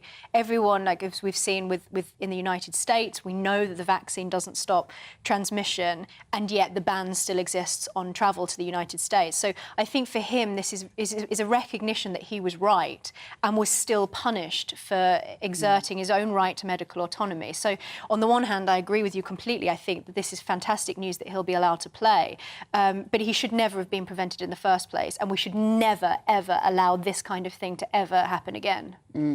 Amy, what do you think? I feel like I don't know what I think anymore. Yeah. I do now see we all completely lost our minds during COVID, but we did what we thought was right at the time, and most of us felt like we were, following the science and all that stuff. So I can see why originally he was banned from travelling, and I think at the time I supported it because we were led to believe, you know, if you don't do this, you are selfish, you're jeopardising the rest of the people that you come into contact with. I wish we could just put it all behind us. You know, that big sigh that you just did there, I think so many people will relate to that feeling that it felt like it was all thrown up in the air. It's now landed, but in all sorts of strange places, and we're not quite sure what's real anymore. I mean, Djokovic would say, obviously, at the time, he said, I had COVID. That was one of the big issues, wasn't it? That we threw away the science about natural immunity. And he was saying, this is my vaccine. I have robust natural immunity. He should always have been allowed to play, Michael, shouldn't he? Yeah, I think so. And I think, you know, what we went through obviously was fairly unprecedented, and I think along the way it was inevitable that some bad decisions were made. I think looking back now, as I said, you know, lots of people at the time sort of went along with the guidance, but looking back now, I think you can see that there was some massive overreach in some of these areas. And just the science textbout was just ripped up. Right, World Cup. I nearly went to you, Michael, because you're the man. Did you see how sexist that was? Are you... Oh, go on, I will do. Are you excited? You're probably more excited than we three are about it. I'm always excited about the World Cup. I always think England are going to win. Of course, we don't. I mean, I'm a big Chelsea fan, so at the moment, having the break is actually quite good for my team for not playing particularly well. But what I would say is, you know, the way that this is being done, the country it's been done in, the fact that you've got the season stopping, the domestic season, the likelihood that you're going to see lots of injuries, players having to come back, because the first Chelsea game back is on the 27th December. So you're literally talking about a World Cup wedged into the middle of a domestic season. And I think you're going to have a lot of fallout in terms of injuries and things like that. Also, where are we going to watch it? We can't go to a pub garden. Pub gardens are the World Cup. It is not the World Cup without What's the World Cup without a barbecue? That's what I'm saying. Are you excited about it? You see, we don't even realise the fact that we've got these games in the middle of the season, but, you know, it's going to be all overshadowed by the politics. I don't think I can turn a blind eye to the hypocrisy and enjoy the match. I mean, I don't know the first thing about football, but I do know a hypocrite when I see it. And I think actually a lot of people will be engaging with the World Cup who wouldn't have otherwise, because we've seen all of these footballers taking the knee and polishing their halos publicly and lecturing, patronising fans about their particular causes, and then showing that they have absolutely no backbone when it comes to their principles at all, that they're willing to go there and take Qatari money, as like David Beckham has done, to be an ambassador for the World Cup. So I think that the hypocrisy, of course, is going to overshadow David Beckham has got £10 million for that job, hasn't he? Yeah. Who knew David Beckham needed money that much that he was willing to kind of compromise his potential PR reputation for cash? And Gary Neville, I thought he was well. all right. He could just sell a house. But it comes back a little bit to what we were saying earlier about Jeff Bezos. Like, how much is enough? Like, at what point does David Beckham and his wife go, we can do without the 10 million quid. I'd rather just stand by my values. Yeah. He is a gay icon, and he's going to a country in which it is illegal to be gay. I think he should wear his little sarong. That's the least you could do, isn't it? Yeah, well... I'd like to see how that goes for him. Absolutely. Right, you're going to be back with me a little bit later. But after the news, the Prime Minister has criticised Vladimir Putin for not attending the G20 summit. Interesting. He targeted Russia's Foreign Minister, Sergei Lavrov. We're going to be... When I say targeted him, he had a conversation with him. We're going to be joined by journalist and former resident of Kherson in Ukraine. That is all after the news from Rosie Wright.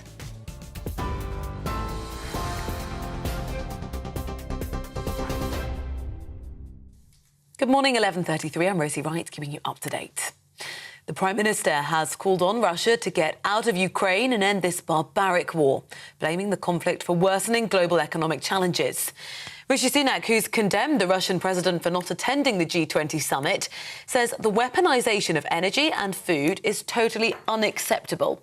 Addressing world leaders, including China's Xi Jinping, Mr Sunak also said the UK would stand ready to support Taiwan in standing up to Chinese aggression. He described China as representing the biggest state-based threat to our economic security. Speaking in Bali, Mr Sunak was asked what he would say to President Putin if he met him.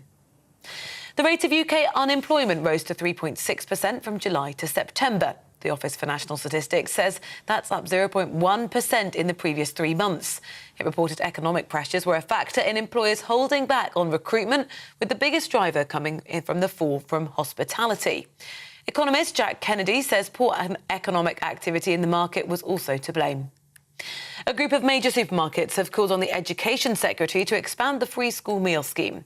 The shops, as well as chefs Jamie Oliver and Tom Kerridge, have co-written a letter urging the government to extend the scheme to all children in England whose families receive universal credit. The retailers are warning of rising food costs in the coming months and calling on Westminster to do more to protect children and help struggling parents.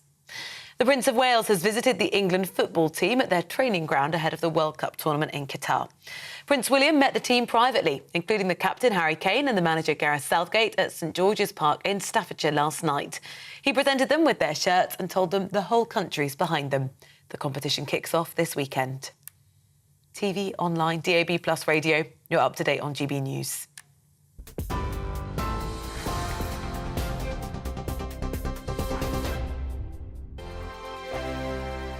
We are GB News, and we'd like to say thank you to each and every one of you for bringing us your conversations, for helping our great nation find its voice. We are here for you on radio, television, and online, across England, Scotland, Wales, and Northern Ireland. It's not the BBC, you actually get your facts right. We are proud to be GB News, the People's Channel, Britain's news channel. Every Friday and Sunday night from 9, it's Mark Dolan Tonight. We're on the same page again. There's something good happening. Let Ian finish. Don't be such a cranky. That mini budget was the tip of the iceberg. And on Saturday, my show just got bigger. From 8, it's Mark Dolan's Saturday Night In. You can't govern a country if you can't speak. Stop talking. My God, we reached the end. I've never been early in my life. Only on GB News, the People's Channel. Monday to Thursday on GB News, it's Bev Turner Today from 10 a.m. There's never been a more interesting but also critical time in British politics, and I can't wait to bring you the biggest stories of the day with the best factual accuracy and also a few of my own opinions thrown in. We'll engage in passionate but always polite debate with your thoughts and opinions at the centre of it all. Monday to Thursday, 10 till 12 on TV, on radio and online. Hi there, it's Stephen and Anne. At breakfast from 6 a.m, you'll always be caught up with everything you need to know, the latest headlines, opinions and debates. We'll bring you the good news and the bad, but most of all, we're here for you. Remember, send in your views and let us know what you would like us to talk about. That's because we're your news channel. And every morning at 6 a.m, it's breakfast on GB News.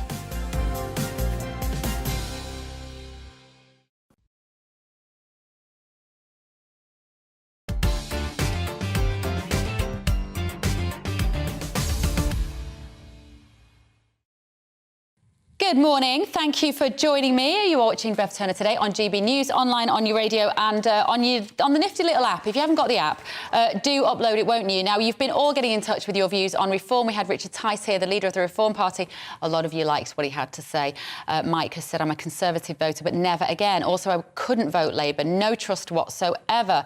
Penny's saying, we've been Reform members for a while now. I simply can't vote Conservative this time after voting that way all my life. Richard is a straight-talking businessman and like us, a traditional Tory, he has our support. And Rosemary also said, I've just watched your interview with Richard Tice. We're going to be joining Reform now. I'm going to encourage my family of 3 brothers, 2 sons and my sister and their families. Hopefully Richard will achieve Reform goals and we wish him well. He's certainly very ambitious about taking that party genuinely into the mainstream. It's not easy. It takes a huge amount of work, as you can imagine, to launch a new political party and a huge amount of money. But he seems to be doing all right. Now, OK, Rishi Sunak has warned Russia to get out of Ukraine and end this barbaric war. He was speaking in Bali and Mr Sunak was asked what he would say to President Putin if he met him. Well, this morning at the G20, we saw international condemnation of Russia's war in Ukraine. And with Russia's foreign minister sitting there, we highlighted both the illegality and barbaric nature of Russia's war and also the devastating impact it is having on people around the world through higher food and energy prices. We have a responsibility to work with our G20 allies to fix the global economy, to grip inflation, but also to safeguard and preserve the international order, and that's what we're going to do. So joining me in the studio now is journalist Danny Armstrong. Danny, he didn't really say anything we didn't expect him to say. Is he talking tough enough, do you think, Sunak? Well, I think he's got something of an obligation to talk tough. I don't think it's anything that we've not heard before. Of course, international condemnation, they seem to be the buzzwords of the last 9 months. I mean, we see it in the papers, we see it everywhere. On the other hand, I mean, we have the reaction in Russia. I don't really think there's too much attention being paid by the Kremlin to words from a UK leader, especially not Rishi Sunak. And what do you think about the request that Putin should be there at G20? Well, the reason why he's not gone is because he fears an assassination attempt. Now, that's very important on two levels. Now, first is because there are people who do want to take him out. Secondly, if there is an untimely demise of Russia's leader, then that makes Russia look unstable. And of course, instability, especially now, is not something that Russia wants to show to the wider world. So in terms of calls that he should be there, I'm not really sure it would cut much ice with him. It wouldn't, would it? It would make for some very awkward drinks parties, having Putin in the room. What's the situation out there, Danny, at the moment? Because we're going to talk in a moment to a friend of yours who is in Kherson. But first of all, how have events operated, or have they been over the last couple of weeks since I saw you last? Well, of course, we've seen the liberation of Kherson. Kherson was the first major administrative city to fall under Russian occupation, as we'll hear from Yulia in a moment, how life was under Russian occupation there. What we've seen is a Russian retreat from the right bank of the Dnieper River over to the left bank. Now, why they did that for two reasons. Now, first, it's pretty much impossible to defend that little slither of land they had on the right bank. With the supply lines they had, of course, the Ukrainians were targeting bridges. It would have made it very difficult to defend it. And of course, the 20 to 30,000 troops that were stationed there, they couldn't risk losing them. They've seen bodies pile up on the battlefield in Pavlivka, in southern Donetsk. They didn't want another Kharkiv. If we remember those personnel and territorial losses in the northeast, it would have been a huge humiliation. So there's been lessons learned from that. Kherson is now free. The last of the Russian soldiers left the city not long ago, and freedom's returned to the city, which can only be a positive. It does seem to be, doesn't it? So let's speak now to Yulia Shubrina, a former resident of Kherson. Good morning, Yulia. Where are you now, and why have you made your way there? Hi, thank you very much for a chance to spread the word. I'm in Kiev now. My family had to leave Kherson, but of course, it's difficult for us not to be at our native city, but we are very happy that it's finally liberated, that the people are free. Really, when we knew. When we read this news for the first time, we were crying with joy. We were crying for a lot of hours. And I spent 2 months in the occupation, in the occupied city. And it was really hard because it was a constant fear, what we felt, and lack of medicine, a lack of food. We were afraid to leave our flat, but we were afraid to stay there also because we didn't know whether the Russians would break into our apartment and just kill us or something like that. So it was really hard to leave because it was very expensive and dangerous. The road was very dangerous, but we are free. And all people from Kherson are free now. So we are just cheering for our soldiers. We are supporting them, and we are just happy that the city is under Ukrainian control. Yulia, do you still wake up in the morning and think this must all have been a dream? Because at the beginning of this year, you were living peaceful, largely westernized life in Ukraine, and now your hometown is obliterated. It is destroyed, isn't it? Does it still feel unreal to you? You're totally right. It still feels like a parallel reality. You know, when I saw these pictures of my town where there were Russian flags everywhere, or all the buildings were being painted by with Russian colors, it seems like it was wrong. I just knew that it wouldn't work. I knew it, and I realized that the city will be liberated. Really, it was hard, yes, but we just believed in our armed forces of Ukraine. Maybe the most important thing that we learned from this war is that we should believe in them and never have doubts in them. And we were right. the city is free now. Of course, it's still dangerous to come back there. It's still dangerous.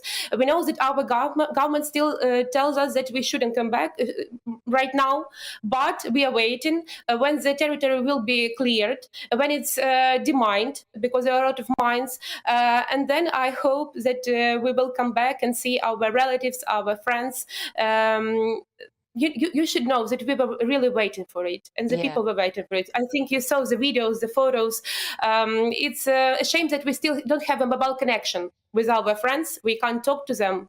Yes, and we can't see, Thank you, Yulia. Yulia Shubrina there, former resident of Kherson in Ukraine. Danny, regardless of what you think about the politics of this, of who is right, nobody in any war is ever completely right or completely wrong. When you see the human stories like that and you realise the impact it's still having on people, are the Ukrainians they must be feeling more optimistic now? Yeah, well, I think the two buzzwords of this, well, liberation, as it were, it would be cautious optimism. Of course, we thought that the Russians may be feigning weakness. It may be a ruse to draw the Ukrainian forces in. But I think that seeped through into absolute optimism at the moment. People like Yulia, I remember when she first texted me, she said, "I've been crying all day." I thought, oh no, is there something happened? Has something gone wrong? But she was crying tears of joy. The only downside right now, she can't get in touch with anybody in Kherson. I think that we still have to be cautious of what might happen after the winter. But as in terms of this retreat, of course, I mean, it has given everybody a lift. Can I just ask you one last question? How does a boy from Salford speak fluent Russian? I studied journalism and Russian, and there's not much you can do to validate that other than be a journalist in Russia, which is what I did. But it was a drunken bet with my dad that I would cover the World Cup, and I did. But speaking Russian, I want to use my language skills to bring people like Yulia on and people who are affected by the war onto places like GBNews to tell their stories. So. I love the fact that you speak Russian with a slightly Salford accent. I love it. Not that I can tell that, but I'm presuming that. But thank you, Danny, because what you're doing is a really important job. You're managing to bridge, I think, the gap between Russia and us and the British public via GB News to let us know what's going on. So thank you so much. Right, earlier I was speaking to Simon Wallace from St Cecilia's Care Group about the pressures the care sector is facing this winter. A new survey has found that over a quarter of care workers are likely to leave the sector in the next year. Our national reporter, Theo Chinkumba, has more on this story. Good night, campers. Full of life at home, 15-month-old Maher has congenital central hyperventilation syndrome, meaning she loses control of her breathing when she's asleep, ill or tired, requiring ventilation and specialist care 7 days a week. It has made an immense contribution to the quality of life that we are living right now, considering the condition Meher has to live with the rest of her life. We are very grateful the amount of care that we are getting, the quality of care that we are getting from New Cross. We can surely sleep peacefully that we know Meher is being in the safest of the hands. It helps us just be her parents, and of course it's very different when you are in the hospital. It's a very different setting, and no matter how much time we get to spend with her in the hospital, you can't really exist as a family.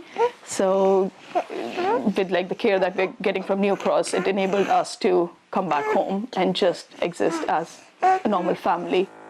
Everyday carers like Lara are here supporting the family, monitoring Maher's airway overnight and checking up on her hourly. This is Maya's daytime ventilator, which she uses when she gets out and about. Whether it's here, at home or at nursery, the team provide clinical care when needed. It's so important to be able to look after these children at home.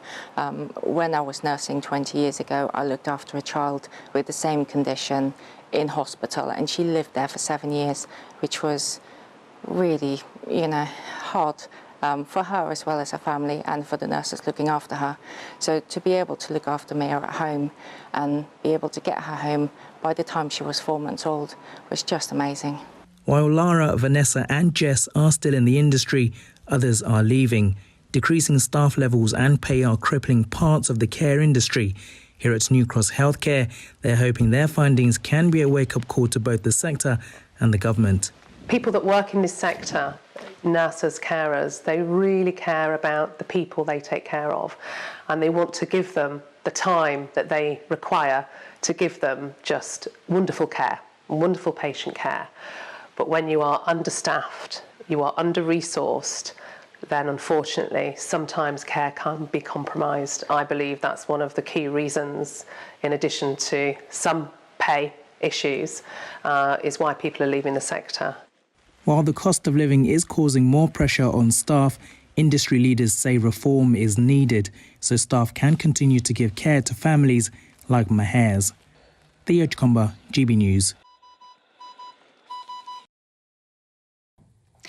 Now, you are watching Bev Turner on GB News. My panel are back in the room. I'm with founder and editor of Heaver News, Michael Heaver, commentator and broadcaster Emma Webb, and writer and broadcaster Amy Nickel. So we've been talking this morning quite a lot about the NHS. We've been talking about the care home sector. It just seems to be bad news after bad news. A quarter of care workers are likely to leave the industry by the end of the year. Michael, what do we do about it? Well, I thought about the care sector when we heard recently that NHS nurses were going to go on strike, because I actually looked into it and found that NHS nurses on average, I think, are paid around $34,000, and we're asking for the equivalent of a 17% pay rise. And my argument was, well, look at the comparison pay, for instance, in the care sector, which is actually far lower than that. And I actually think it's one of those industries that's, it's hard work, it's demanding work, and actually is extremely poorly paid when you look how much, carers are costing. I think fundamentally, and I think this differs sector to sector, I don't agree with the nurses strike in the NHS, but fundamentally, I do actually think people in care should be paid more than they are. Yeah, I think so. Emma, it seems full of common sense. You're from the Common Sense Society. It seems commonsensical that we pay people to do these jobs, which are it's very hard to attract people into them. Yeah, I think often the way that when we talk about this issue, we're thinking about the people who are doing the jobs. But actually, if you value the people who are in those care homes, so our elderly, our grandmothers, our parents, surely we want them to have the best care. And to get the best care, they need to attract the best people to those roles and to make them feel valued so that they can retain the staff, so that they can actually develop a relationship with the people that they care for. Yeah. My grandmother was in a care home until she passed away quite recently. And the care home staff there were phenomenal. They really care passionately about what they're doing. Of course, they should be paid more for that. The issue is, where does that money come from? And I think, again, in terms of the NHS, this goes back to NHS reform. In the private sector, I think that is a much more complicated issue. Do you think Brexit has affected how many people we have here prepared to do these jobs, Amy? I think definitely coming out of the single market, and Brexit has obviously affected who can work here and in the care sector. But I think actually the job just needs to be more attractive financially, which is what we all agree on, actually, I think, for a change. I think the difference between care home workers and nurses is that they don't have to pay 60 grand for a degree to work in the industry. So that could explain a slight discrepancy between the wages. But the job would appeal to so many more people if it was better paid. But wages need to rise across the board at the moment. Wages do need to rise in line with inflation so that people can afford to put back into the economy. Is that right, Michael? Yeah, no, absolutely. I want wages to go up. What I would say as well, though, when people actually look, and I've had sort of some personal family experience of this, paying for care homes is not cheap. There's a lot of money. They're very, very expensive. And I've always thought, well... Private care homes are very profitable as well. Yeah, so how can people working for me being paid peanuts or, very little, when the cost, these, as I said, people that have got experience of this, they cost an absolute fortune per week. So where is that money going? It's just a business, isn't it? It's ultimately a money-making business. So maybe that's part of the problem. And also care is just very, very expensive to have full-time, round-the-clock care for those people. So it's more than just paying the staff. Now, lots of people have been getting in touch after I had Richard Tice in the studio from the Reform Party saying that they would love to see a new political party. Lots of people are politically homeless, Amy. Is this the solution? Do you know, I could consider myself in that at the moment. I think we all can feel a bit politically homeless from time to time. We are hungry for change, that I know. I'm not sure it's in the form of the Reform Party, personally. Really? What would you like to see in its place? A much more left-leaning... Yeah. I mean, at the moment, I am more drawn to the Labour Party, but I can see reasons not to vote for them. I guess we just need something bold to deal with. We're just not happy with the status quo, I don't think. Emma, we need something bold, but it might not be the Reform Party. What do you think? I share your feeling of political homelessness. There are some policies from the Reform Party that I really like, some that I don't agree with. The issue, I think, is that with small political parties, the only way for them to realistically succeed in the short term is through bringing in something like proportional representation, which is something that the smaller parties are all lobbying for and something that the Reform Party wants. I think that there are a lot of issues and I'm around proportional representation. I'm not convinced that it's a better voting system than the one that we currently have. And so I think that the issue there is that you either have the electoral reform on the one hand, or those parties are always going to struggle. The other option is that those smaller parties actually do shove the Conservative Party in the direction of being genuinely more conservative. So I'm a bit sceptical about how successful they'll be in succeeding. I would say Reform are doing really well. I mean, I've seen an explosion of support on my YouTube channel and YouView News. Cheap plug there. But I think, Reform are doing really well. They're actually quite close now to overtaking the Liberal Democrats in some of the polls and becoming the third most popular party, which when you consider they don't have a single representative in Parliament, that is a pretty remarkable achievement. And I imagine if the Conservative government don't stop the boats, which of course they're hailing this new deal, the French, which I don't think is going to touch the sides, I would expect to see Reform support continue. And already in some of the polls, when you dig into the numbers, even at 7-8% nationally, that means about a fifth, getting on for 20% of Leavers, of Brexiteers currently intending to vote for Reform. That is a lot of voters, and it could have a significant impact on the next election, of course, because Richard Tice is actually pledging to stand Reform candidates in basically every constituency, unlike the Brexit Party at the last election, which obviously stood down against Conservative MPs. Now, throughout the show today, I've been asking, should NHS staff be working harder, not striking, to see us through the winter? The results are in. The poll is about to close.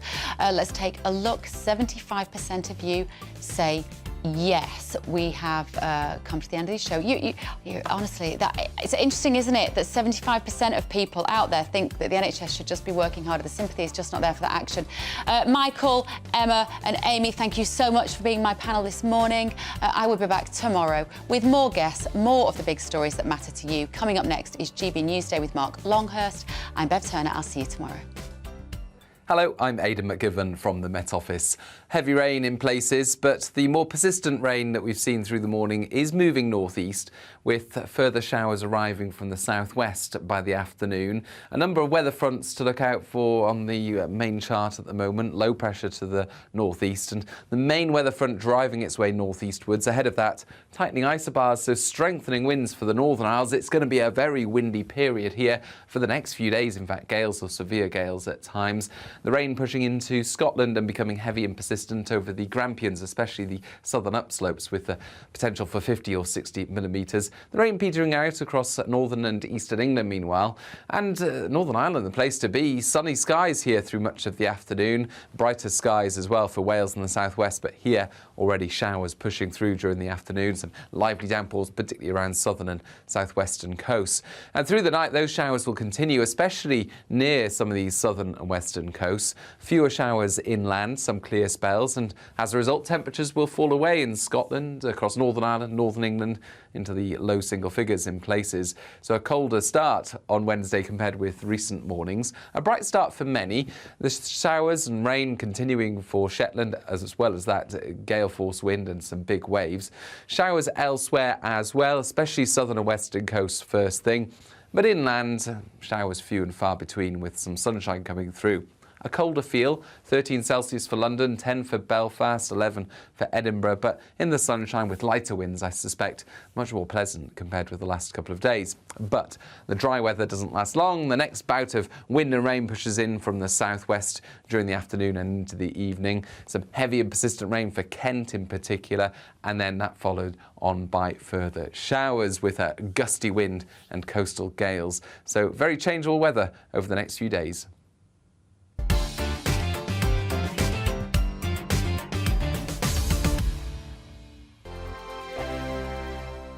Monday to Thursday nights on GB News. At 6, it's Deebs & Co. 7 o'clock, Farage. At 8, join Mark Stein. And at 9, Dan Wootton Tonight, followed by Headliners. On TV, radio and online. This is GB News. Join my show Farage, 7 p.m. till 8 p.m. Monday through Thursday, and there you will get opinion, analysis, debate, and I'll cover stories that nobody else dares to touch. You've been cancelled. Join the club. Oh my goodness me. And then for the last 15 minutes, talking pints. We're over a drink. We have a civilised conversation with someone. We very often disagree, but we do it in a grown-up way. Come and join me on Farage. We are GB News. And we'd like to say thank you to each and every one of you for helping our great nation find its voice. We're absolutely everywhere. Across England, Scotland, Wales and Northern Ireland. On TV, on radio and online. We're proud to be the People's Channel, Britain's news channel. On the Mark Steyn Show, we cover the stories a lot of people are scared even to mention. The stuff that really matters with some of the world's biggest thinkers. Now is his opportunity to kind of take the steering wheel of history. Break away from the flock at 8 o'clock on GB News with the Mark Steyn Show.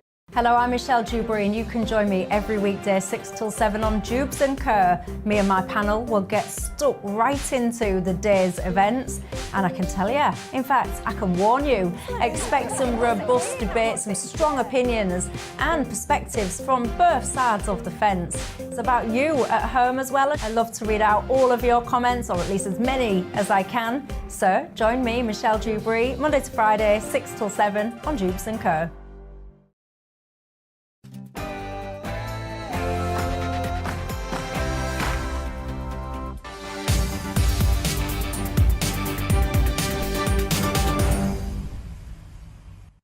Hello and a very warm welcome to GB News Live with me, Mark Longhurst. And first this afternoon, the Prime Minister speaking to GB News at the G20 summit in Bali. In this interview with our political editor, Darren McCaffrey, Rishi Sunak has again refused to rule out a change to the state pension triple lock coming up on the autumn statement on Thursday. He's also told GB News that illegal migration will be one of the main challenges of his premiership.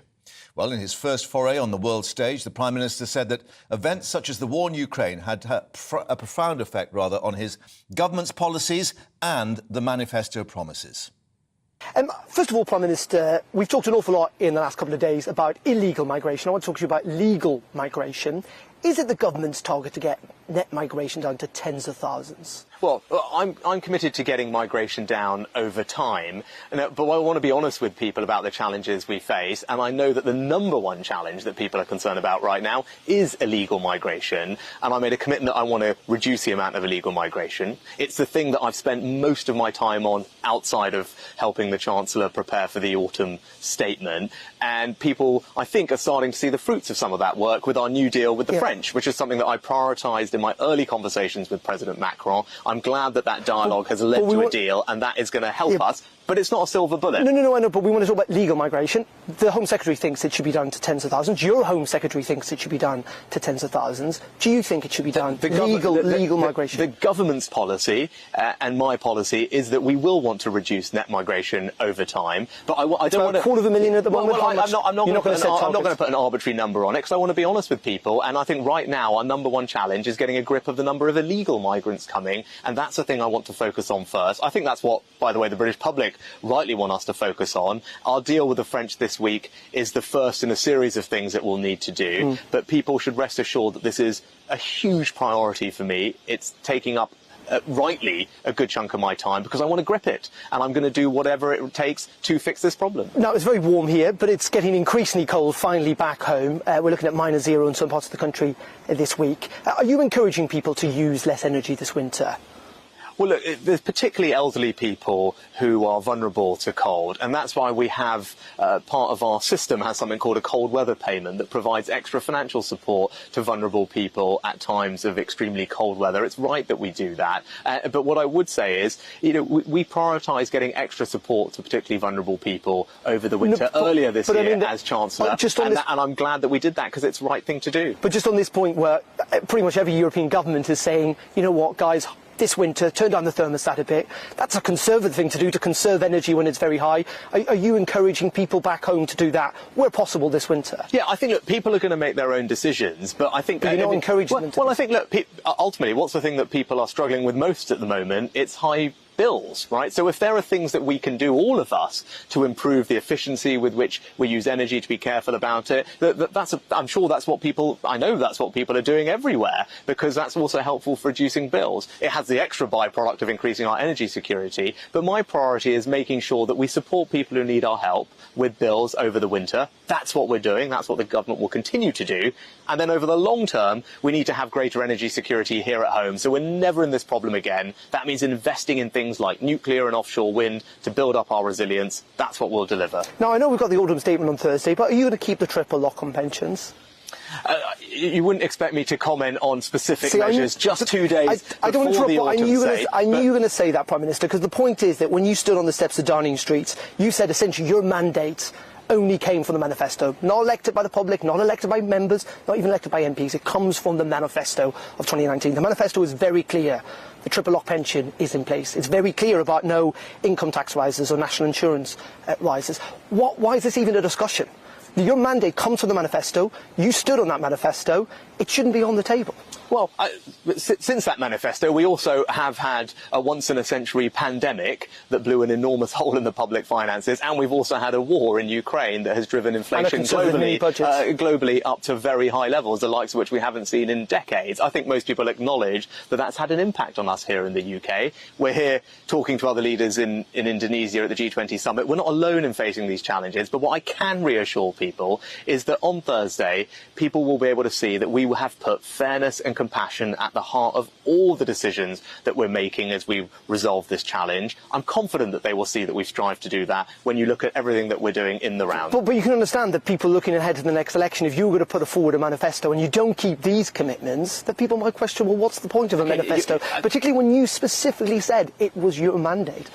You're speculating about what may or may not happen in a future manifesto. What I can tell you is, on Thursday, what we will do is make the decisions that are necessary to get a grip of inflation, to limit the increase in mortgage rates, and that means getting our borrowing and debt under control. We're being honest with people that that's not going to be easy. It would be wrong not to be upfront about that, but we will make those decisions with fairness and compassion at the heart of our approach, and I'm confident that people on Thursday will see that that's what we have strived to do. Okay, two final questions. First of all, just on China, are you going soft on China? Because many of your Conservative MPs seem to think that you are. Now, China represents a systemic challenge to our values and interests. It also represents the biggest state-based threat to our economic security. That's why it's right that we take the steps that are necessary to protect ourselves against that.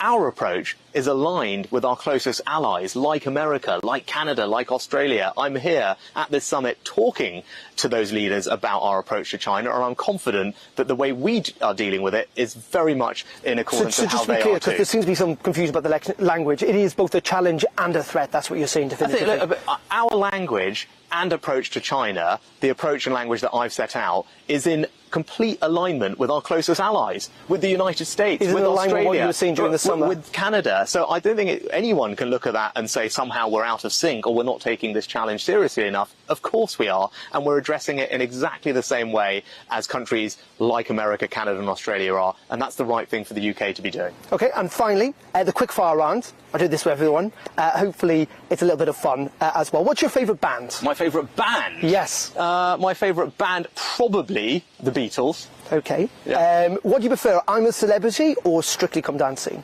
I wish I had time to actually watch some TV at the moment, but which I don't, but of the two, Strictly. Okay. Which G20 leader do you most admire?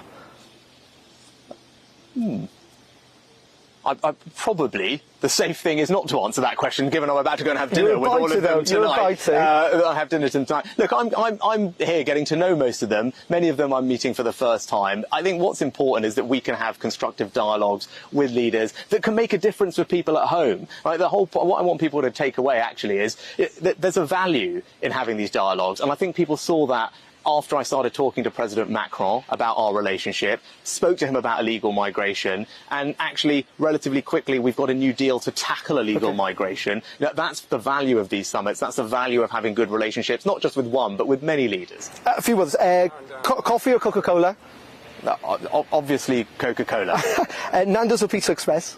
Nando's. And just very finally, how do you relax, Prime Minister? Spending time with my two daughters. Thank you very much indeed. Thank you. and not being interviewed by Darren McCaffrey, being pressed there on his personal preferences. But, of course, Darren was pressing the Prime Minister there in Bali on this issue of the manifesto promises, particularly the triple lock.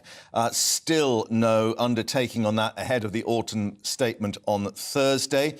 We will be speaking live to Darren to get the latest reaction from him from Bali on that interview with the Prime Minister. The Prime Minister, his first foray, of course, on the international stage, but he'll be back to face the music ahead of that autumn statement on Thursday. Let's just bring you some breaking news on the various polls coming in, suggesting that this is Ipsos, 65% of those polled do now not trust the Tories on taxation and spending. Meanwhile, Labour's lead has extended again, according to Redfield and Wilton research. Labour up to 50%, Tories down to 26%, and Rishi Sunak's personal rating has fallen by 4 points, his approval rating, so the honeymoon over, it seems, after 3 weeks. Well, that autumn budget being announced on Thursday, as I said, with the Chancellor, Jeremy Hunt, set to outline some £54 billion in budget cuts and tax rises. One of those rises, we're told now, could be council tax to help fund social care. The plans could let local authorities increase that levy by 5% without offering residents a referendum. That had been promised for any big increases. It could see council tax surging past the £2,000 level for the average household. Let's get more with our political reporter, Catherine Foster, joining us now in Downing Street. And Catherine, these latest polls suggesting that it may be somewhat cooler reception from the Prime Minister when he heads back from Bali to Downing Street. Yes, that's right. He will have a 17-hour flight back to the UK. He'll arrive at 6 o'clock on Thursday morning with a few hours to get himself sorted out before this very much anticipated autumn statement on Thursday from the Chancellor, Jeremy Hunt. Now, Jeremy Hunt is on his feet at the moment in the House of Commons, along with Chief Secretary to the Treasury, John Glenn. They're answering Treasury questions. Lots and lots of speculation about the difficult decisions, the difficult announcements coming on Thursday. Of course, it has been trailed that it looked like the triple lock was going to survive, that pensions would be uprated in line with inflation. Rishi Sunak, in that interview with our political editor, Darren McCaffrey, there, very much not confirming, but I suppose we've only got a couple of days to wait and see. Now, we've heard a lot, haven't we, of large, to fill this £55 billion black hole, tax rises and spending cuts. And today it looks likely that our council tax bills are going to go up by up to 5%. Of course, this is to help fund social care because the National Insurance Levy, which was to do that, was got rid of by Liz Truss. That was one of the few bits of the mini budget that actually did make it through into legislation. So that would add £100 on a typical Band D property, taking it up to £2,000. Just one of many price rises that we're likely to be looking at. But the government is, as we've heard, very much focused on making sure it says that the most vulnerable are protected. So we're hearing today that the national living wage is likely to rise by 10%. We're also hearing that 8 million most vulnerable households will be getting extra support up to £1,100. And also the energy price freeze. At the moment, of course, it's capped as an average at £2,500. Now, the government was incredibly worried. Liz Truss had pretty much written a blank cheque for 2 years. The Chancellor, Jeremy Hunt, is only guaranteeing that price cap till April. It's looking like from April that might rise to about £3,100 per household. So a dramatic rise potentially coming in April, although without government intervention, Ofgem are saying that it would be up to £4,000.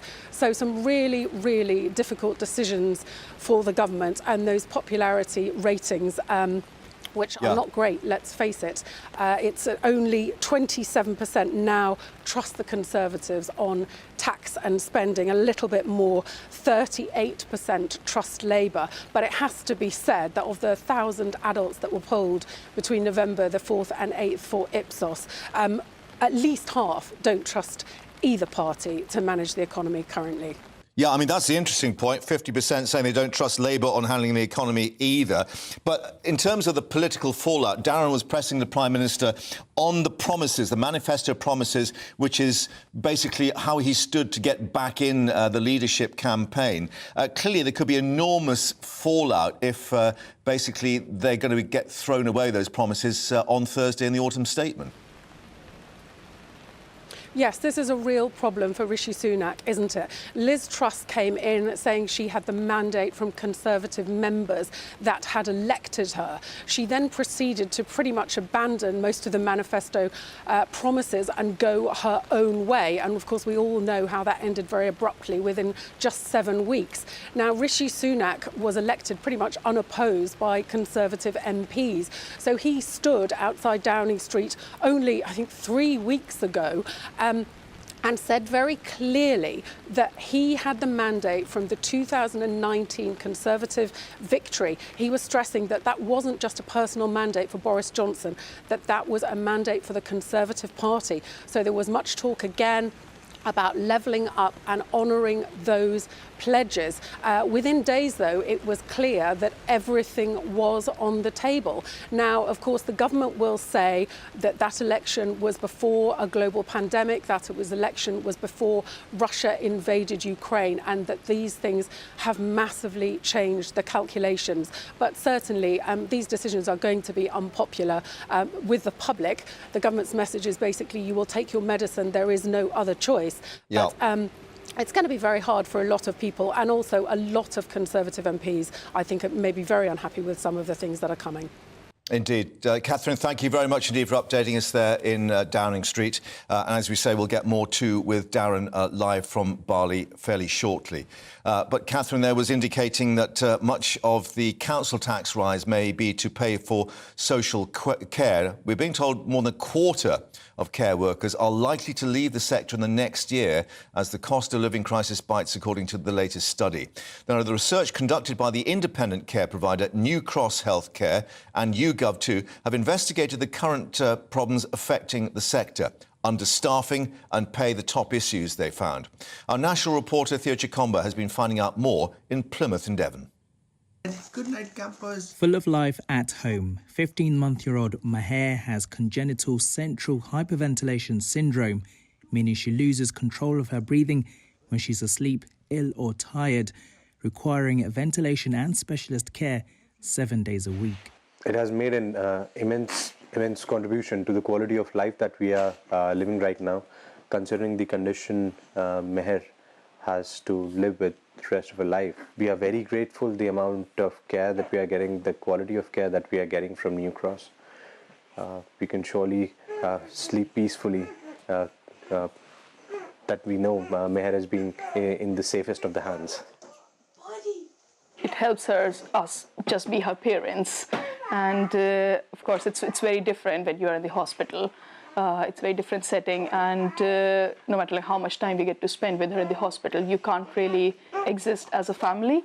So with the care that we're getting from New Cross, it enabled us to come back home and just exist as a normal family.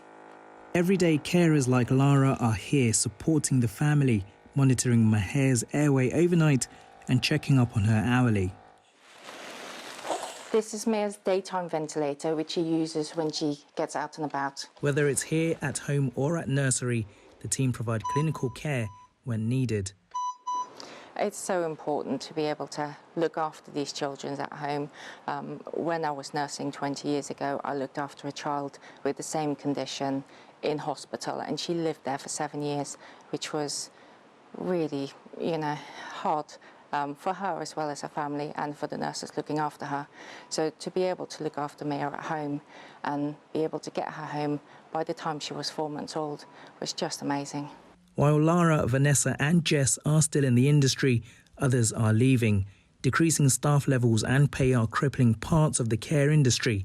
Here at New Cross Healthcare, they're hoping their findings can be a wake-up call to both the sector and the government.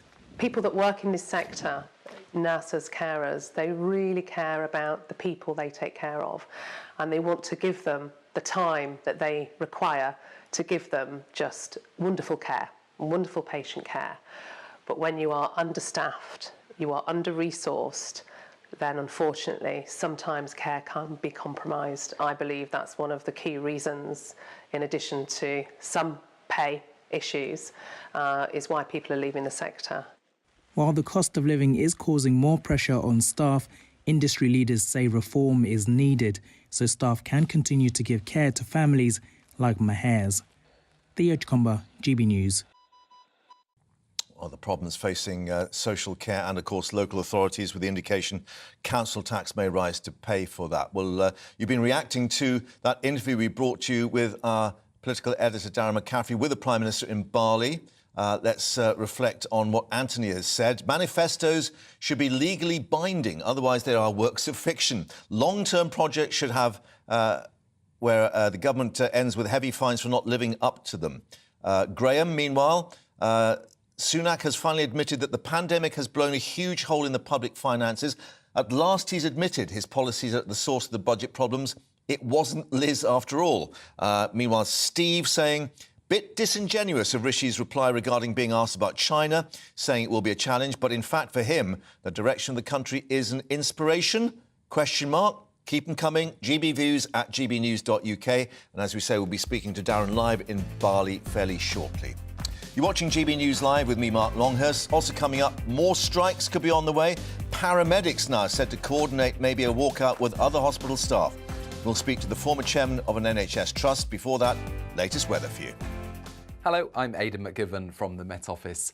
Heavy rain in places, but the more persistent rain that we've seen through the morning is moving northeast, with further showers arriving from the southwest by the afternoon. A number of weather fronts to look out for on the main chart at the moment. Low pressure to the northeast, and the main weather front driving its way northeastwards. Ahead of that, tightening isobars, so strengthening winds for the Northern Isles. It's going to be a very windy period here for the next few days. In fact, gales or severe gales at times. The rain pushing into Scotland and becoming heavy and persistent over the Grampians, especially the southern upslopes, with the potential for 50 or 60 millimetres. The rain petering out across northern and eastern England, meanwhile. And Northern Ireland, the place to be. Sunny skies here through much of the afternoon. Brighter skies as well for Wales and the southwest, but here already showers pushing through during the afternoon. Some lively downpours, particularly around southern and southwestern coasts. And through the night, those showers will continue, especially near some of these southern and western coasts. Fewer showers inland, some clear spells, and as a result, temperatures will fall away in Scotland, across Northern Ireland, northern England, into the low single figures in places. So a colder start on Wednesday compared with recent mornings. A bright start for many. The showers and rain continuing for Shetland, as well as that gale force wind and some big waves. Showers elsewhere as well, especially southern and western coasts first thing. But inland, showers few and far between, with some sunshine coming through. A colder feel, 13 Celsius for London, 10 for Belfast, 11 for Edinburgh, but in the sunshine with lighter winds, I suspect, much more pleasant compared with the last couple of days. But the dry weather doesn't last long. The next bout of wind and rain pushes in from the southwest during the afternoon and into the evening. Some heavy and persistent rain for Kent in particular, and then that followed on by further showers with a gusty wind and coastal gales. So very changeable weather over the next few days.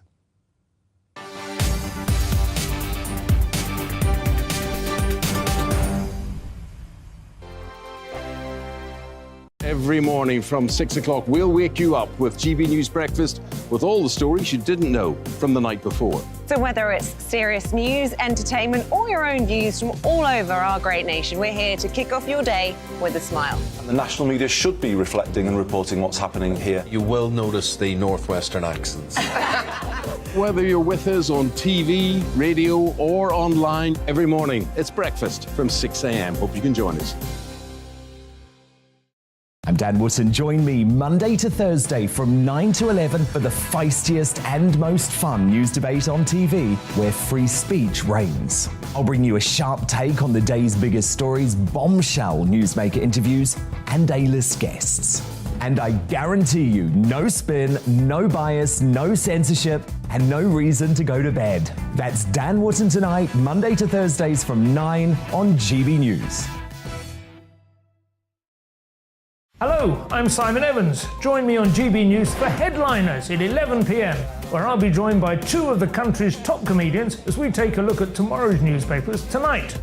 If it's a big story, we'll be covering it, I guarantee, but we'll also have some fun along the way. That's GB News Headliners at 11 p.m. We won't put you to sleep, unlike some of the other paper review shows out there. So join us, 11 p.m, 7 nights a week. Hello there, it's Eamon Holmes here from Breakfast on GB News. We're not just on your television and your screens, you know. We're on DAB plus digital radio, so you can listen to your favourite shows on the move. If you've not yet listened to